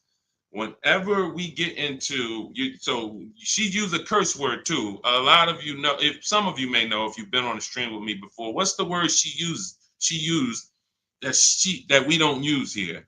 Some of you may know. I'm not, Catherine, you're new to the stream, so you don't know, but you're about to find out that there's a word. Let me see if anybody gets it. I'll tell you in 3 seconds. Okay. Trade. All right, trade. Why don't we use the word trade? Because you don't get anything, you don't get the value, the maximum value for anything trading it. So if I wanted to get rid of this phone, it's an iPhone 14, would I make the most money trading it, or would I make the most money selling it online on the open market? Would I get the most money trade or sell? Type into the comments. Y'all know, listen, I need you to lock in. Let's go. You know, the people who win with us are the people who are locked in. The whole world wants to distract you and have you focused on all of these things. None of this stuff is going to keep money in your bank account and make sure you're keeping thousands of dollars. You're paying thousands of dollars less. So lock in, focus, exactly. Trade. No, not WW. No, not trading. Yes, body, sell. Yes, open market. Exactly, Shiva. You're going to make the most money selling something on the open market, not trading it. So when in the past we used to have to, sell our cars on Facebook. We don't have to do that now. There's big companies that make us cash offers for our cars that literally write us a check the same day. CarMax, Driveway, Instant Kelly's Blue Book, Instant Cash Offer, Carvana, Auto Nation, and Car Gurus. That's 6 offers. CarMax, Carvana, Driveway, Kelly's Blue Book, Instant Cash Offer, Auto Nation, Car Gurus. 6 cash offers that we get in 20 minutes. This is in step 2 of my shopping process. This is called the equity assessment. Before you can go into your next car, you want to see what is the maximum value I can get for my current car or my current lease. Can I sell my current lease and make $3,000, $5,000? And if you didn't know you could sell a lease, type a question mark, because if you didn't know you could sell a lease, how much has that cost you already? Just not knowing that you can sell leases, just dropping them off to the dealership. And if there's $2,000, $3,000, $4,000 of equity, or like in the pandemic, some of us had 10,000 equity, 7,000, you're just giving it back to them, and you're wondering why they're saying, "Oh, good news, we could get you in this new car with no money down." That's because you have equity that they're most likely using for your car, because you don't know how to assess your own equity. So we do this ourselves. So when it comes to your, to me, you look like a lease person. You have a 2 to 3 year old vehicle right now that you're already replacing, and you should not be swapping cars. You're going to have a ton of negative equity, because unless you're putting big down payments down, every time you trade these cars in, Catherine, you're just moving all of the baggage from the old car over to the new car. And so you should be leasing, but you're buying. Buying is for people who are going to buy their cars and pay them off and then keep them until the depreciation doesn't look like this anymore, because this is normal depreciation. This is why you buy a car for $40,000 and in 5 years it's worth $18,000 or $16,000. That's called depreciation. So, but you get to a point when you own a car where your depreciation looks like this. Your car, this is around 8 years. Now, your car today might be worth $10,000. Next year, it's worth $9,800, $9,200. It's not losing that much value anymore. But if you're not buying cars to get to this space, you're throwing money out the window, because you're losing thousands in depreciation. And then what you do is you're riding that sliding board of depreciation down to the bottom. And as soon as it's about to cool off, you say, "Oh, let me go get another car and let me ride it down to the bottom again." So you're literally replacing your vehicles in the point in time where you're losing the most money on the vehicle through depreciation. That's why you should not be buying. So now your credit is not in a place where you can lease. So what should you be doing? Building up credit to go into a lease. It's very simple. If I needed to lease, because leasing is going, and you'll see, we'll go over this in the stream. Leasing saves you a lot more money. For $530 a month, we got some people driving $40 and $50,000 vehicles, brand new with no money down. For those same payments, you're driving a vehicle that's less, but it's bigger than the payments. It's more about you not tying up your money in cars. That's what a lease is about, because you don't want to tie up money in a depreciating asset unless you're going to keep it a long time, long enough to let the depreciation cool off. You're tying up all of that money. It costs a lot to buy. A $25,000 car is $500 a month on a 5-year loan. Meanwhile, like I said, $500 a month on a lease, depending on the car, can get you a $40,000 car or a $50,000 car. You don't believe what I'm saying? Look at Zafrina. Zafrina is paying $579 a month. She's driving a $65,000 car, $65,000 Jeep Grand Cherokee. Look, this is $512 a month, a $40,000 Honda CRV. This was Jen's best bid. Now, these are not regular leases. These are what are called below market leases. So these don't, I know what you're thinking, Deshone. I saw the commercials. They all say you got to put money down when you lease. All of that is a commercial. Those are not deals. So the point is, what you got to understand, Catherine, is your first thing is to see is to determine why you're buying. And if I'm you, I'm staying in that car, and I'm getting my credit to the point where I can lease. You got a nice car, you have a solid car. You're going to switch that into a Kia. Your payment's going to go up, because if you go from that to a finance, another purchase, your payment's going to go up. You're going to have negative equity, and you're going to be no closer to leasing. So if you've never missed a payment, then you should be focused on getting your credit to about a 660, so that you can go. If you get to a 640 with a good payment history, you should be able to flip out of that Chevy Blazer into a brand new lease, and you can actually save money. Because if your payment has to be high.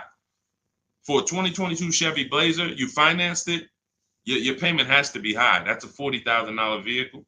So I'm guessing your payment is around like $700-800 a month. Depends on if you put money down, but you could be driving so much better car than that, or you could have a lower payment. So it's but you got to get your deal on the right foundation. Leasing is the foundation. Go ahead, Dolan. Leasing versus buying is the foundation. Most people are overpaying strict. It's not just they don't know how to make people bid. It's literally their deal is on the wrong foundation. They should be leasing, but they're purchasing. That's the problem. Negative equity all day long, high payments. They just always have them. What about with a low credit score? What is that? You're gonna have to. I need more info than that. I need more info than that. Like, relate that to your question. Are you trying to buy? Are you trying to lease? Like, what is? Give us a more detailed question, Santiago. Go ahead, Dolan.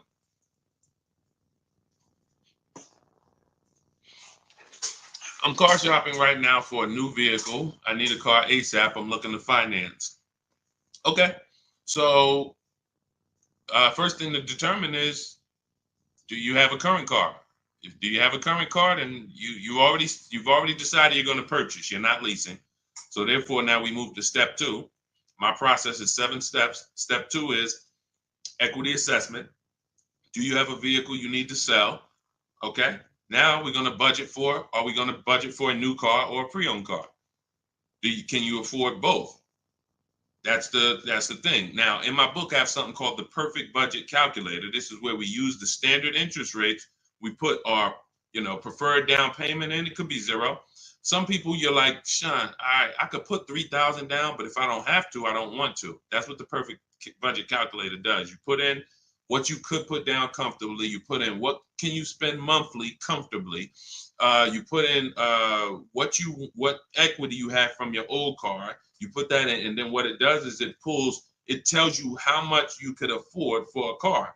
Could be 22,000, but you get multiple goals, because what you got to understand is, if I spend $400 a month for a 5-year loan, that's less money than if I spent $400 a month on a 6-year loan. So what we do oftentimes, you can actually budget for a lower price vehicle simply by shopping for a vehicle with a 5-year loan instead of a 6.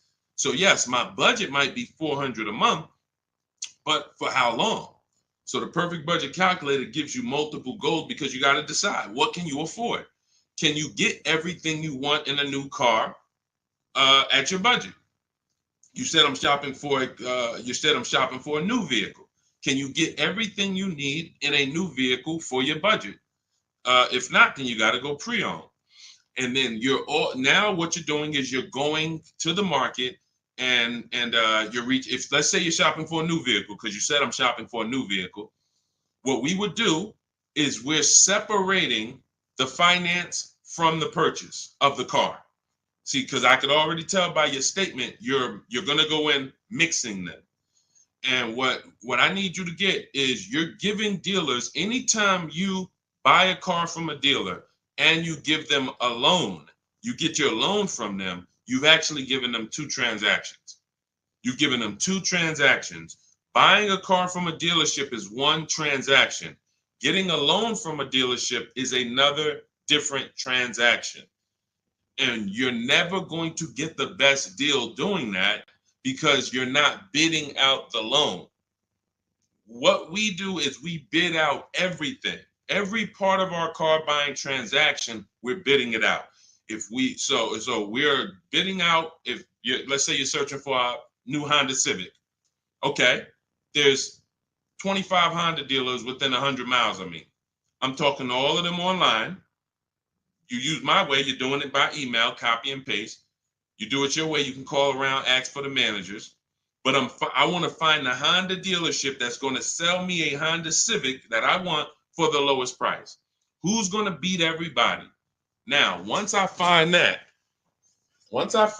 person or that dealer, now it's time for me to bid out my loan. My loan gets bid out by me reserving my car with the dealership. Hey, Honda, you already got. See, when you do this, what you're going to get is you're going to get a buyer's order, and you're going to say to the dealer, okay, I'm going to go shop for my own financing, but if you could beat the rate, you can have the business.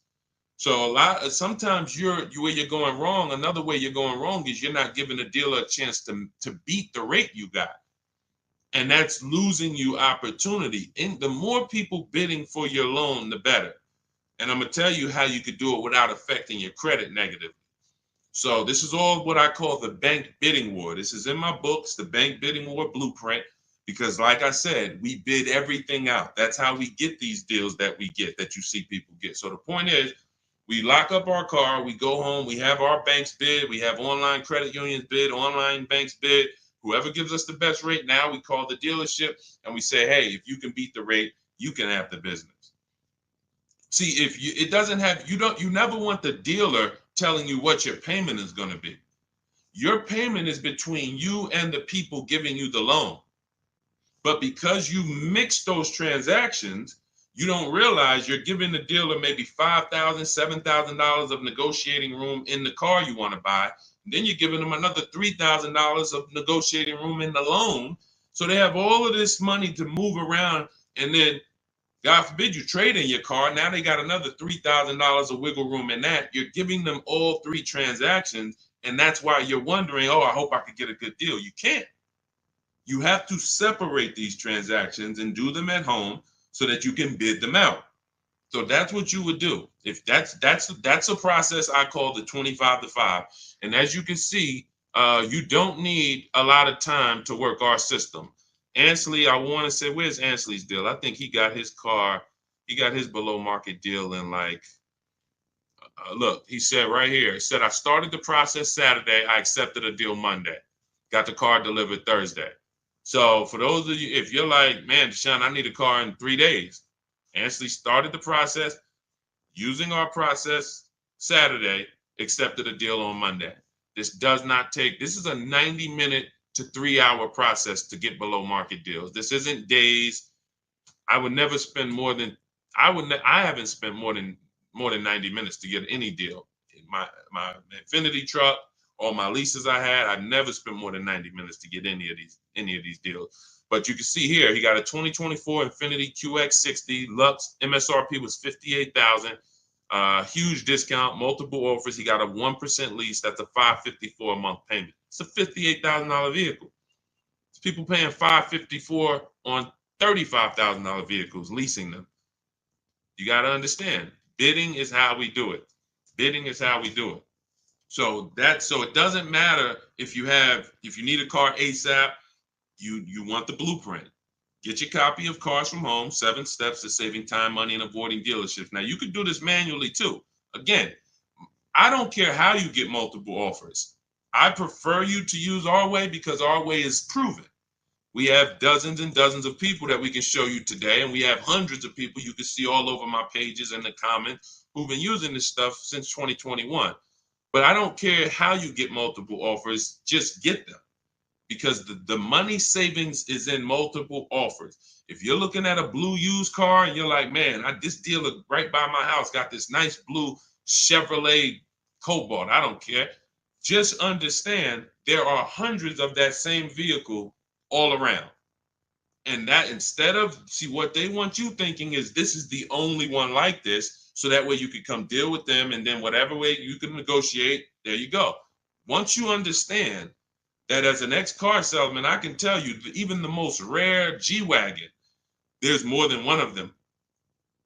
That's the most rare cars, there's more than one of them. Very few cars are one of one.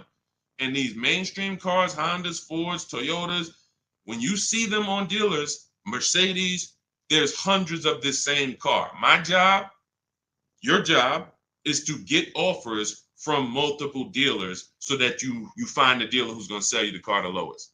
Lock that into your mind. All right. And this is what the Cars from Home system is about. So grab your copy of Cars from Home, 7 Steps to Saving Time, Money, and Avoiding Dealerships. You'll have the whole blueprint. In my TikTok bio, you get yours for 75% off. That's my welcome offer to you. So normally the book's $97. It'll be in your inbox in 2-3 minutes. But if you get there before the 30-minute timer goes to 0, you can get your copy for 75% off, which is $25. In my TikTok bio, my Instagram bio, the YouTube comments, or the Facebook comments, get there before 0. All right? Go ahead, Dolan, shoot the next question up. Let's go. Can you negotiate a buyout from a lease? Not usually. I haven't seen it because your buyout price is set on the contract. So when you lease your vehicle, the buyout price is established and the bank has already determined what they're going to resell the vehicle for. So they estimate based on what you tell them you're going to use their resale value. So if you tell them you're going to use 10,000 miles per year for 3 years, they're expecting the vehicle to come back with 30,000 miles on it, and they're anticipating what their market value will be to resell the vehicle based on 30,000 miles. That's why when you bring the vehicle back with 40,000 miles, you must pay for that because they've already anticipated our sale is based on 30,000 miles and you brought it back with 40. No matter what dealers have told you, they have never made your mileage penalties disappear. You cannot make mileage penalties disappear. What they can do is they can cut them a check, which is rolling those mileage penalties into your next deal. That's what happens. But how many of you are getting calls from dealers saying, come on and we'll get you out of your lease early? Come on and we'll get you out of your lease early. Come on and we'll take care of the remaining payments. How many? Type me if you're getting those calls or if you're getting those letters. Hey, we'll get you out 6 months early. They're not doing anything but rolling your payments into the next car and hoping that you'll be okay with the new payment. But if you waited until you didn't have this baggage, you can literally make a deal without the baggage. So yes, you might be able to achieve 500 a month with the baggage, and maybe you could afford 500 a month, so it's okay with you. But if you were patient, you could literally make your deal when you didn't have the baggage, and the same car you got for 500, you could get for 400 a month. So they're playing on the fact that you're going to want a new car and you're not going to look at the numbers and be able to understand that they're rolling those numbers into the new car. And if you were patient, you wouldn't have to deal with that. That's the big thing. It's just about being patient. It's the biggest play on your emotions. There's no other industry like the car business that plays on your emotions, and they use it to your disadvantage. It's all that's why I tell you we don't talk numbers in dealerships. We don't negotiate in dealerships because you're in their house, you're looking at a product you like, and you have no leverage to even talk to their competitors sitting in their house getting numbers. That's why we don't do it. We only get numbers from home. All of our deals are made from home. So no, I haven't seen you be able to negotiate a buyout on a lease. The price is set. And that's another reason why you don't want to buy a lease. Let me end this question with this. The buying of leases is a horrible idea.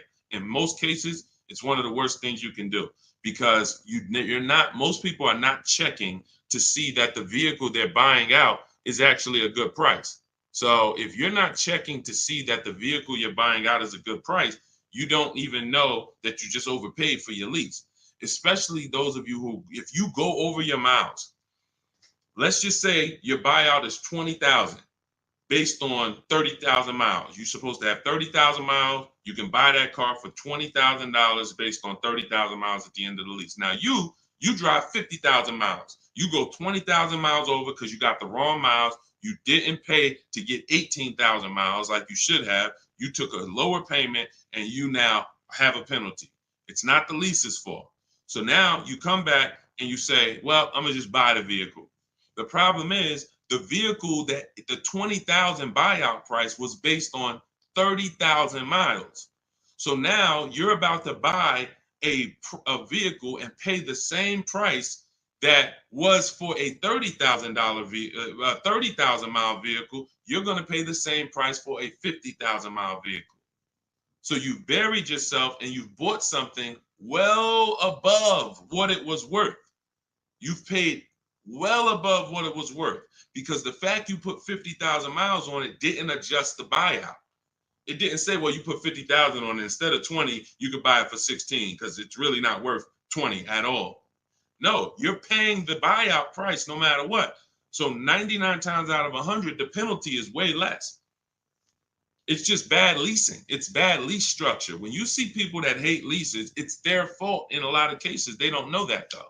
Man, I didn't get the mileage. They penalized me. Man, I got a bill because I had dents and the windshield was cracked. But if you own the car and you went to sell that car and it was a cracked windshield, wouldn't you need to pay for that? Wouldn't that come off the value? So you have to realize that leasing, you get charged for what you use. If you abuse the car, you're going to be charged for that. If your tires are bald, you're going to be charged for that. If you went to sell the car that you own to someone and it had bald tires, they would be like, all right, you got to lower the price. The tires are bald.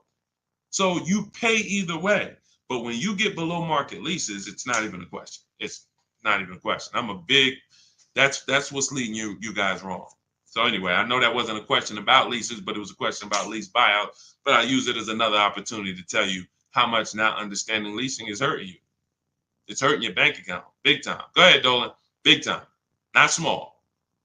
$5,000-$6,000 every car you get. You should be leasing, but you're buying. $5,000-$6,000 minimum every car you get. You're overpaying. It's not even close. Go ahead, Dolan. Shoot the next one up. I see we're getting a lot of questions, and let me try to speed through a lot more of these. What's going on? Oh, QT, good to see you, Senator. Always on point. Let's hook up. All right, Senator. I don't know who you are, but hey, listen. TikTok knows I'm shopping for a car today. Listen, lock in, Tifa. Lock in. Could everybody hit the like button? Everyone who hits the like button, if you support good content and you're like, listen, I need to help spread this because my friend might be going out buying a car today and they might be getting, listen, they need this. So appreciate everybody who hits the like button. Appreciate everyone on TikTok, double tapping the screen, running those likes up. We can't spread this message without you. All right, Chef Champion. What do I do if I bought a Jeep Grand Cherokee and the value decreases faster than the payoff? That's normal. That's normal. See, and now watch this. It's based on your loan.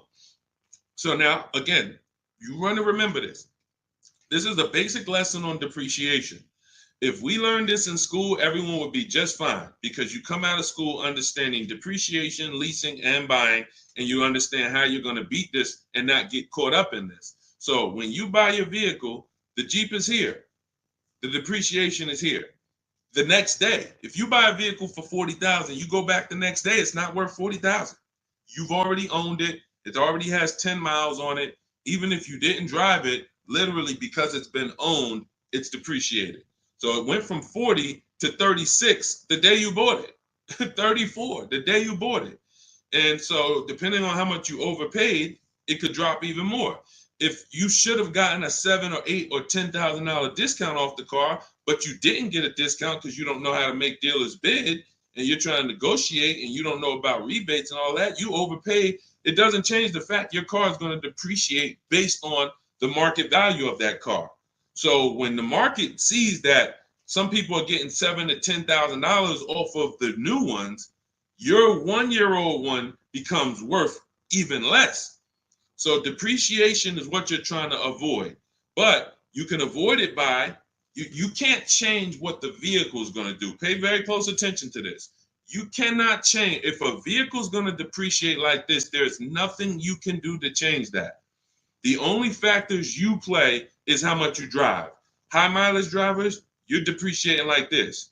Your slope is steep. You're putting 100,000 miles on cars in 4 years. Your car goes from 40,000 to daggone 15,000 in 4 years. Like that's the way you do. Your normal driver is going to look like this. So you can't change that. What you can do is you can say, are you going to keep the vehicle long enough to avoid that? You're riding out the depreciation. Who has a vehicle in here that they've had outside their house right now? Right now. It's older than 8 years. I want you to type the number of years in the chat. Let me know how many years you've had the vehicle in your driveway. If it's more than 8, I want you to type 12 years, 11 years. If it's more than 8, I want you to type the number. Okay, I see you. The next 11 years. No, not 2, Kathy. It has to be more than 8. All right, 12 years. I see you. All right, I see you, Happy. 8 years. Raw Doggy, 18 years. Okay, TT, 18 and a half years. Charlie, 35 years. Okay, so when we look at this, this is how you beat depreciation. This is the goal. This is the goal of the purchase. You need to understand, Chef, that that's the goal of the purchase. See, they're not thinking when their Jeep Grand Cherokee value decreases after 2 years or 3 years. They're not thinking that way. They're long-term. See, short-term people who don't lease are the ones that are concerned about depreciation.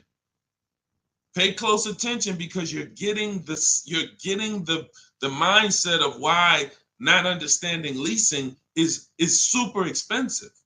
Because when you're them, you're not concerned with depreciation. TT's not concerned. She's had a vehicle 8.5 years, 35 years, like 18 years raw dog he's had. That vehicle, he's gotten the value out of it. And the more you keep the vehicle, the more value you get out of it. But if you're short term and you're looking to swap that vehicle out and go get another one, you are heavily concerned with depreciation, heavily. And the solution is you should be leasing. Let me show you someone who has a Jeep Grand Cherokee. Let me show you. Do I have Raphael? Where's she at? I don't even know if I have Raphael's deal, but I want to pull it in, because this was her second deal using our bidding system. Here we go. Now look at Raphael. So now she gets a 2024 Jeep Grand Cherokee, $45,000 MSRP, $46,000 MSRP, $549 a month. $549 a month. Look, 3 weeks. $549. So now when you look, I'm not even going to show you Zafrina's deal. She got a $65,000 electric Jeep, $579 a month. So when you compare what it costs them to drive these trucks, brand new, no money down, they literally give them $579, drive off. Raphael gave them $549, drove off in her truck. That's different than you buying this whole Jeep Grand Cherokee. Same price vehicles they're buying, call it close to $50,000. No money down, you're leaving out at $900 a month, $1,000 a month. You might put 10 grand down, or you might throw your trade in there as a down payment to get to $800 a month. But you're not getting to a $600 payment on a Jeep Grand Cherokee buying it. Maybe you bought a 3-year-old one and you might be paying the same payment as they're paying. But think about this. Why would I pay the same payment? Because some of you are like, oh man, Deshone, I buy used cars. Is that better than leasing? Not if you're a short-term person. Because what you're doing is, you take somebody like Raphael, she's pulling up $549 a month, brand new $50,000 Jeep Grand Cherokee, $46,000 Jeep, what's the MSRP? $46,000 Jeep Grand Cherokee Limited. Now you got that same vehicle, but you bought it used. So instead of $46,000, you found one for, let's say 20. Let's say instead of 46, you got a nice one, 28,000. 28,000. Let's round it up with taxes. Be generous. Let's just say 30,000 with taxes. What's the car payment on that, people?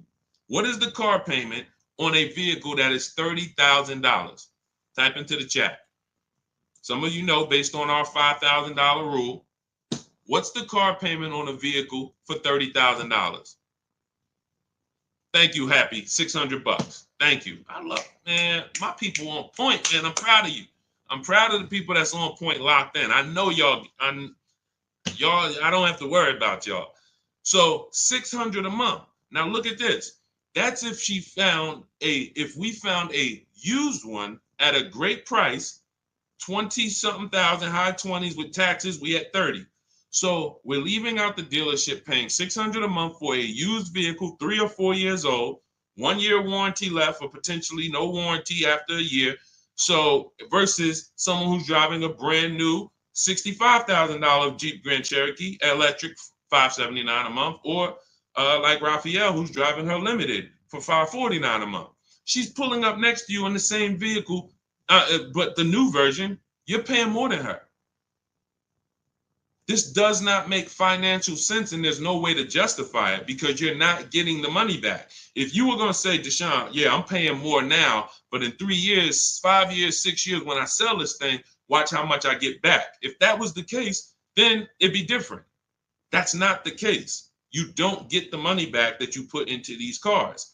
That's why the people who learn from me, who get below market leases, we're never putting the money in the car. We're putting hundreds of dollars, couple hundred in. We're driving these brand new cars. We get the mileage we need. We adjust the mileage. If you need 12,000, you get 12. You get 18. You need 18,000, you get 18,000. You need 25,000, you get 25,000 mile a year leases. But you don't buy these cars, tie up all this money, not get it back when you trade them in, and then go and do it over and over again and just stay in this depreciation cycle. Just stay in this depreciation cycle all the time. You're living in this depreciation cycle. You're never getting to the people who we talked about 8 minutes ago who are here, keeping their cars 18 years, 12 years, 10 years, where their depreciation is like this. This is the reward for purchasing.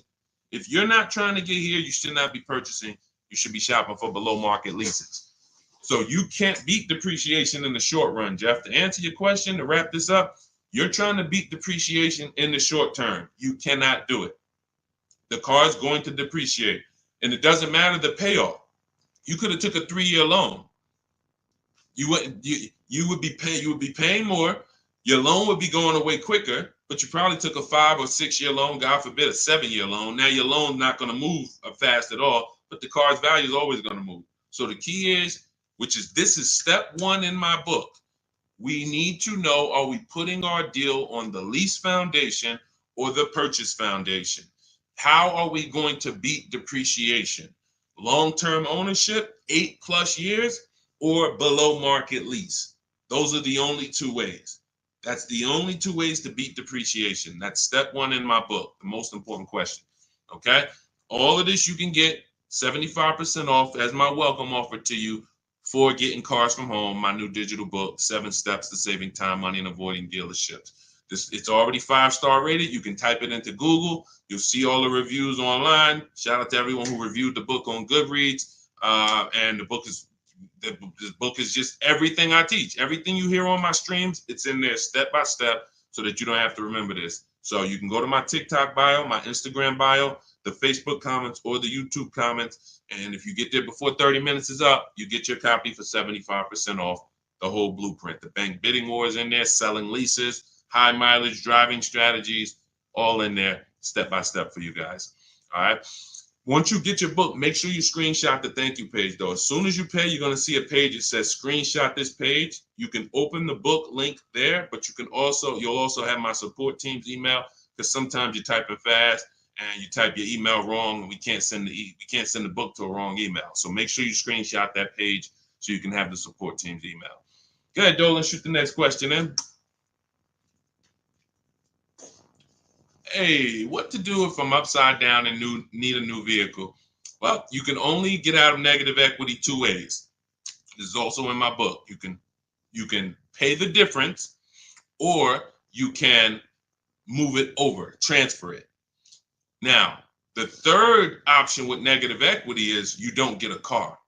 This is what I call the bad credit for people with good credit.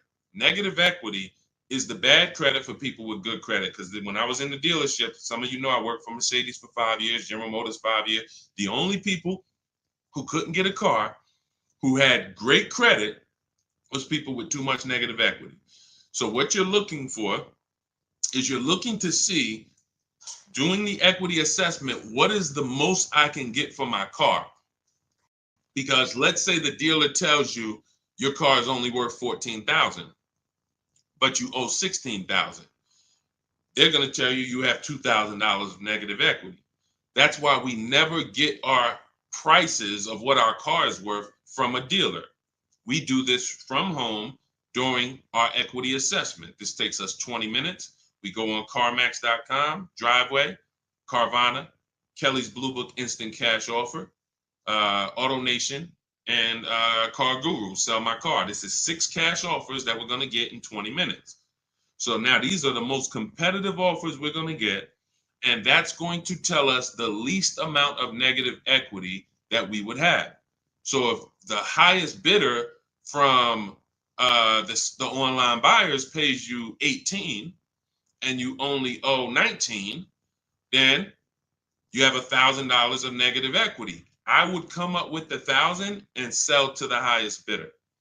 This is what I call paying the difference. Why is that the first option?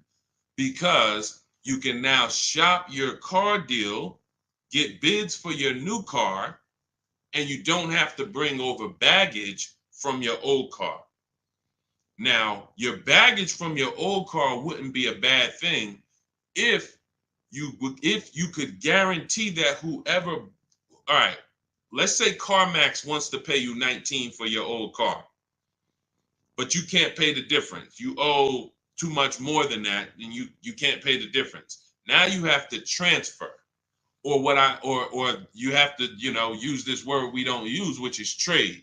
You have to trade. The only time that you can't get bids for your old car to maximize the value is in a negative equity situation. That's why we don't like it. So now, instead of me being able to sell my car in the open market to the highest bidder, I need the dealership that I buy a car from to add my negative equity to the deal. And the bad part about it is there's no guarantee they're going to give me the same thing Carvana was going to give me. If Carvana was going to give me 19 and they were the highest offer, there's no guarantee the dealership that I'm buying from could match Carvana's offer. In most cases, they can't. They're going to say, hey, that was Carvana. It's worth 19 to them. It's only worth 17 to us. That's the most we could pay. And they're not lying in a lot of those cases. They can't. First of all, they've already won the bid to sell you a car. They beat all their competitors. Now we want them to win another bid and beat all the people who wanted to buy a car from. That's just not going to happen in most cases. So you end up with more negative equity when you have to trade, because the dealer who ends up able to, absorb your car does not can't pay you what some of these online companies can. So I always say, get the online companies offers first. See if you can pay the difference. That's going to be the least amount of negative equity you have.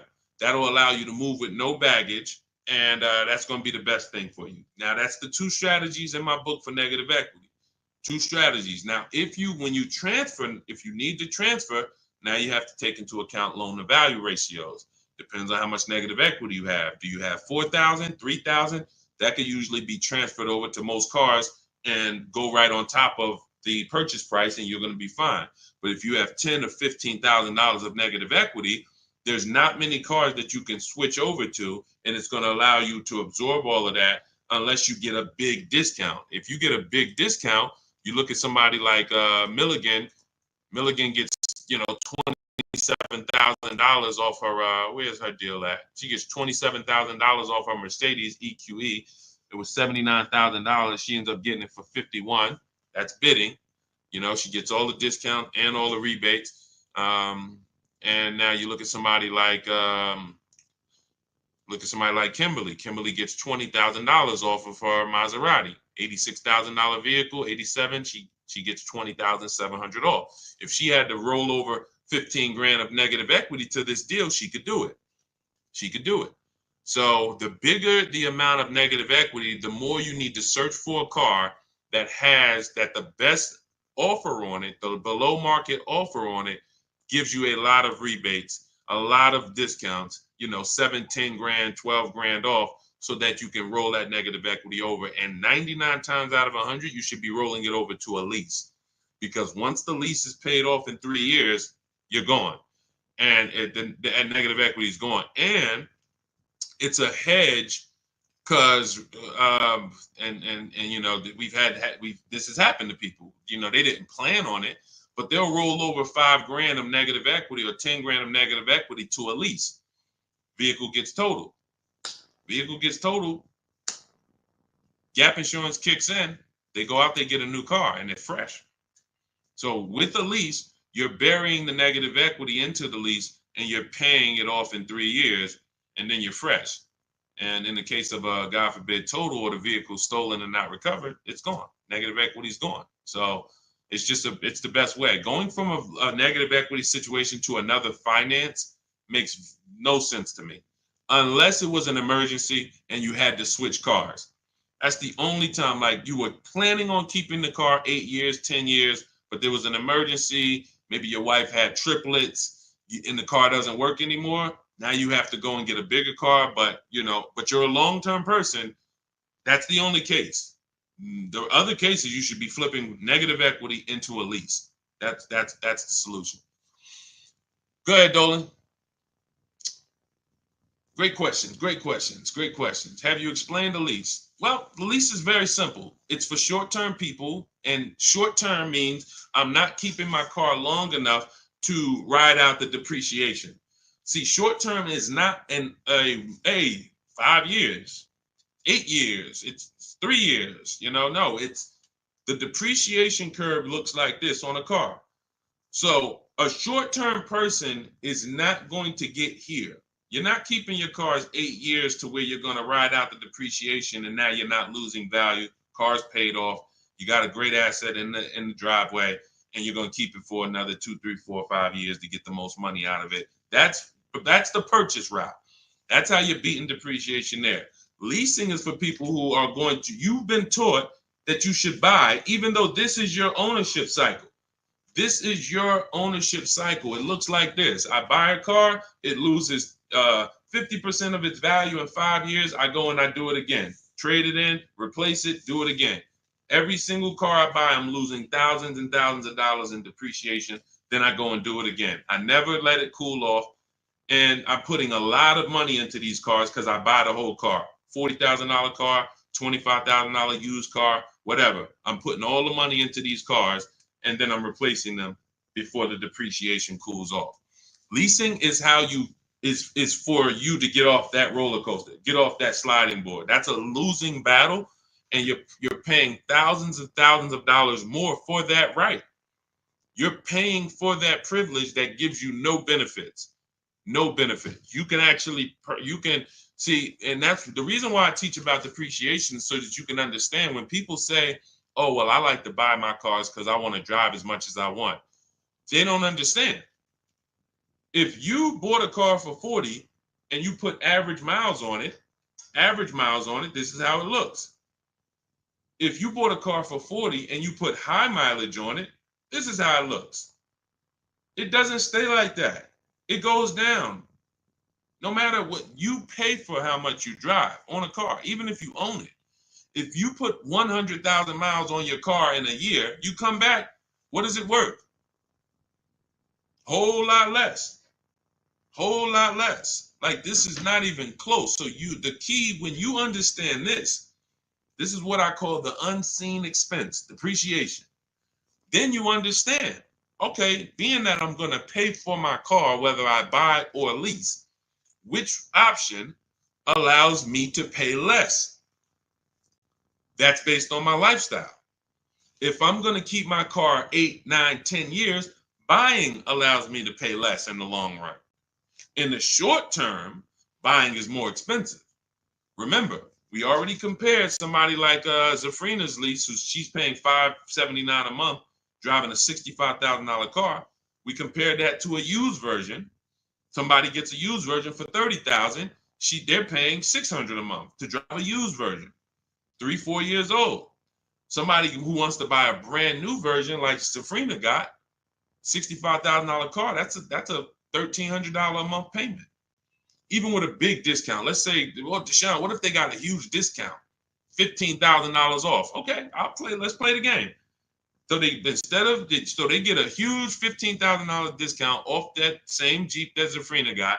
So instead of paying $65,000, let's go back to her so everybody can play along. So instead of paying, hold on, no, that's not. All right, so $65,000, she gets a $15,000 discount. So instead of paying 65, she pays 50. What's the payment on that? Come on, type into the chat. Stay close to the chat. She gets it for 6. She gets it for 50. Huge, big discount. What's her payment on a $50,000 purchase? Some of you know we got to do our math, because every $5,000, $100 a month, we could see if anybody's going to type it in. What would her payment be? Once in a lifetime, huge discount, $15,000 off. $1,000. $1,000. $1,000. So let's compare these three so that we can understand that this is not even close. You have Zafrina, who's driving a $65,000 vehicle for $579 a month. She's leasing it, 12,000 miles per year. If we compared a used version of this vehicle that we basically took half price. Let's say she's magically found a great used vehicle with good mileage and magically found it for half price. We already know that ain't gonna happen. And y'all know why I'm doing this. You can see, dang, if we're being extra conservative and these numbers are still nowhere close, imagine how much you're really losing by not understanding this. If we use real numbers, if we use like more accurate numbers, you're not getting a $15,000 discount. You're not getting a half price discount on a used one. You might get it for like 40. So that's 40,000, that's an $800 a month payment. 30,000, $600 a month payment. Brand new one with a big discount, $1,000 a month payment. None of these are close to what Zafrina's paying at $579 for what she's getting. Driving a brand new vehicle, not tying up her money, driving a brand new vehicle. No, so that's what I'm saying. The reason why leasing versus buying is step one in my book is because if you buy, but you should have leased, you cannot get a great deal anymore. You cannot. That's why you're like, you may write me and be like, Deshone, man, I figured out I shouldn't be buying anymore. Should I stay in this car? Or should I switch to a lease now? There's no benefit in you staying in it. If you can swap from a finance to a lease or from a purchase to a lease right now, you should be doing that right now. There's no benefit to staying in a finance if you're not keeping the car long enough to get here. You're just delaying the inevitable, putting more money into the car, driving less car than you could be driving for the money you're paying. There's no benefits there. No benefits there. So that's it. Everything we're talking about is in my new digital book, Cars from Home, 7 Steps to Saving Time, Money, and Avoiding Dealerships. Our entire process is called Cars from Home. 90% of what we do to get these below market deals is at home with a computer. So you don't need to be a great negotiator to get these prices that you're seeing people pay. You do need to have the blueprint, and Cars from Home, my new digital book, is the blueprint, and you can get a copy for 75% off. It's normally $97, and it's worth every penny of $97, but $24 is better. If you can get to my bio before the 30-minute timer goes to 0, you can get your copy for 75% off, which is $24, and you'll have everything we're talking about, everything we haven't had time to talk about so far: leasing, buying, below market deals, purchases, the bank bidding war, where we have banks and credit unions bidding. All of this is laid out for you step by step in the book. So grab your copy in my TikTok bio, my Instagram bio, the YouTube comments, or the Facebook comments. Get there before 30 minutes is up. Okay, go ahead, Dolan, shoot the next question in. Body envy sculpting. What if you drive a lot of miles with a lease? That's very simple. You're still depreciating your vehicle whether you buy or lease. So let's just say you are driving 30,000 miles per year, but you're buying. You're destroying the value of your car. So you're paying for that. If you were going to sell a car today and it was 30, it had, let's say it's a used car, it has 40,000 miles on it. You go out this year and you drive another 30,000 miles. When you come back, you just, whatever you were going to sell the car for with 40,000 miles, forget it.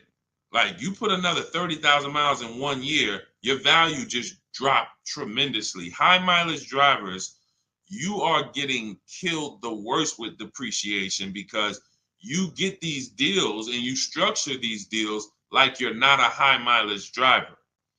That's why when I was at the dealership, some of you know I've spent 14 years in dealerships, 4 years in my own brokerage, 5 years in Mercedes, 5 with General Motors. So when I was in the dealership, people would come in, and especially when Uber first started, and they would have like a 5-year-old Honda, but it had 250,000 miles on it. And that wouldn't be a problem, except they still owed like 12 grand on it. That's the problem. So it's not that you're structuring your loan in a way where you drive. The only way for you to not have big negative equity every deal, 10 to 15,000 or more, is you would have to be putting that money down. You would have to be making large down payments to stay out of negative equity, being a high mileage short-term driver who's trying to replace their cars in 3-4 years, because it's inevitable. And then you'd also have to or you'd have to take a shorter loan. That's people's solution for high mileage drivers. You should either put more money down so you can avoid negative equity, or you should take a shorter loan. So instead of a 6-year loan, you should take a 4-year loan. Now, if you're just doing this mileage based on your normal life, business, your profession, then you should be leasing. If you could predict the mileage. If you can predict the mileage, then you should be leasing. And I'm gonna tell you where I learned this. I learned this from a customer when I was a manager at Hyundai. I was a manager at Hyundai for 6 weeks. Dealership was not for me, but 6 weeks I was there and I learned something very valuable. I was helping a guy return his lease. He had a Hyundai Sonata, and I looked at the mileage because we have to get the mileage at the end of the lease. It's 72,000 miles. And I asked him, I said, you lease this? He said, yeah, I always lease now. I used to buy it and I always would have negative equity. All I do is lease now. I pay a little more and then I drive my 25,000 miles a year. I get my 25,000 mile a year leases and that's it. I come every 3 years, I get me another one. He was in sales. Since then, I've been telling any one of my clients listen, let's take a look at a lease. Because when I looked at his payment, if a great deal on a Hyundai Sonata at the time, why my nose itching? If a great deal let's say a great deal on a Hyundai Sonata at that time might have been $350 a month. Let's say he was paying $550, $525. You know, he wasn't paying $800. He wasn't paying double. He was literally paying like $175 more per month to drive 25,000 miles a year. Huge, huge benefit. Now, if you don't know how to get good lease deals and you go and you try to do a high mileage lease, then it's going to suck. Because they're going to hit you with a high lease to begin with. And then they're going to say, oh, you want 25,000 miles? You want 20,000 miles? Oh, now you're going to be at 1,000 or 20.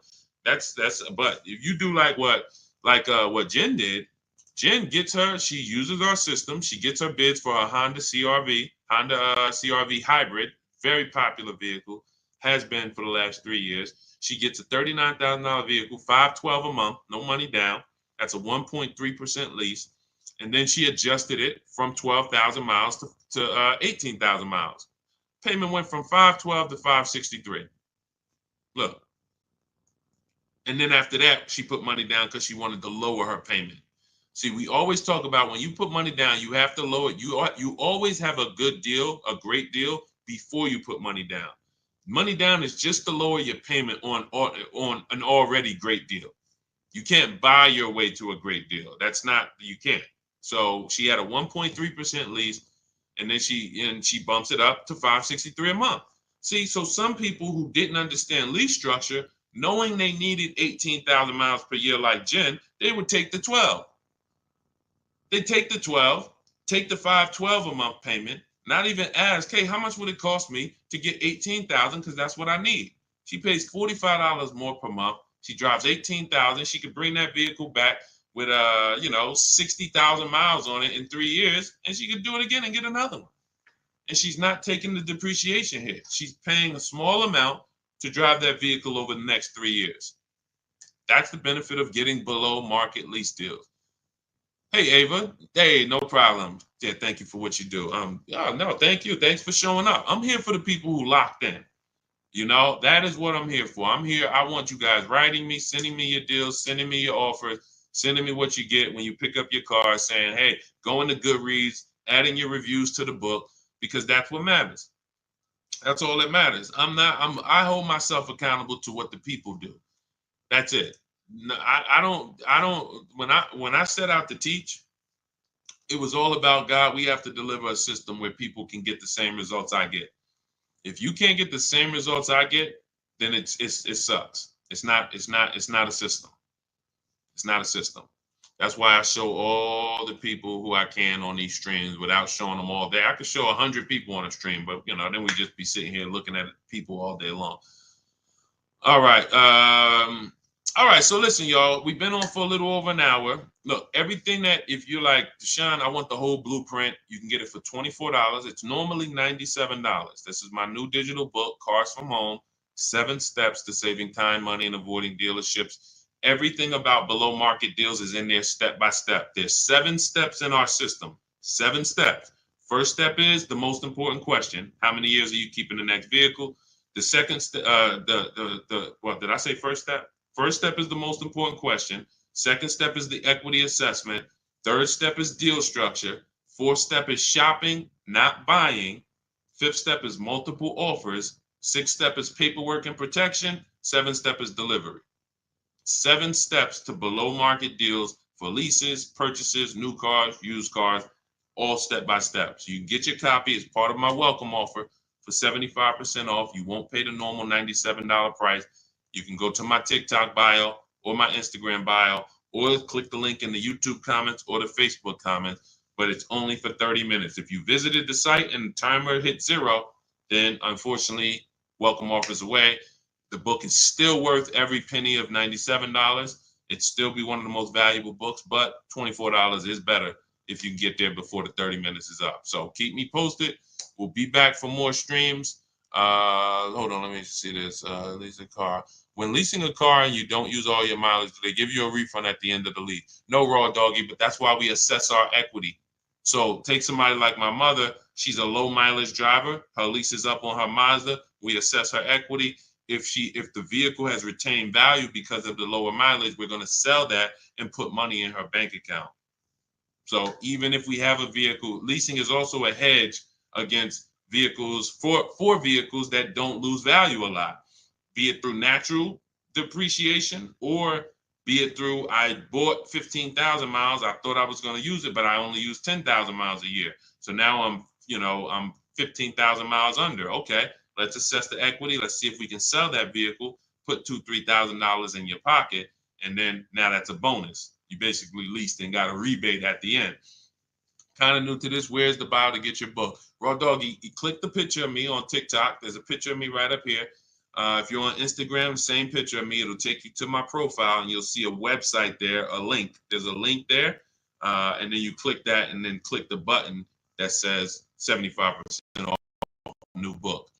Okay, all of you who have been asking about the Shop with Deshaun program, you can certainly go to my bio and see if you qualify for that. I do shop with certain people all around the country for people who want a more personalized learning experience. Some of you are done with you. You might be a done with you person. So if you're a do-it-yourself person, that is the blueprint. Cars from Home, 7 steps to saving time, money, and avoiding dealerships. That is the blueprint. But if you're a done with me person, if you like to do things with people, personally, then you could also go to my bio and you can get information about the Shop with Deshaun program. I don't care how you do it. Just get in where you fit in, get multiple offers, unlearn what you've been taught, or I can't even say what you've been taught. If you think about it, no one taught you to buy a car. They programmed us. We didn't go into school. We didn't learn. This is how it was like. It was a programming. So that's why we have to unlearn that and relearn the new way. And then, the success is guaranteed. So God bless you. I will see y'all on the next stream. Everyone who got the book, congratulations. Use it. Win all day. God bless you.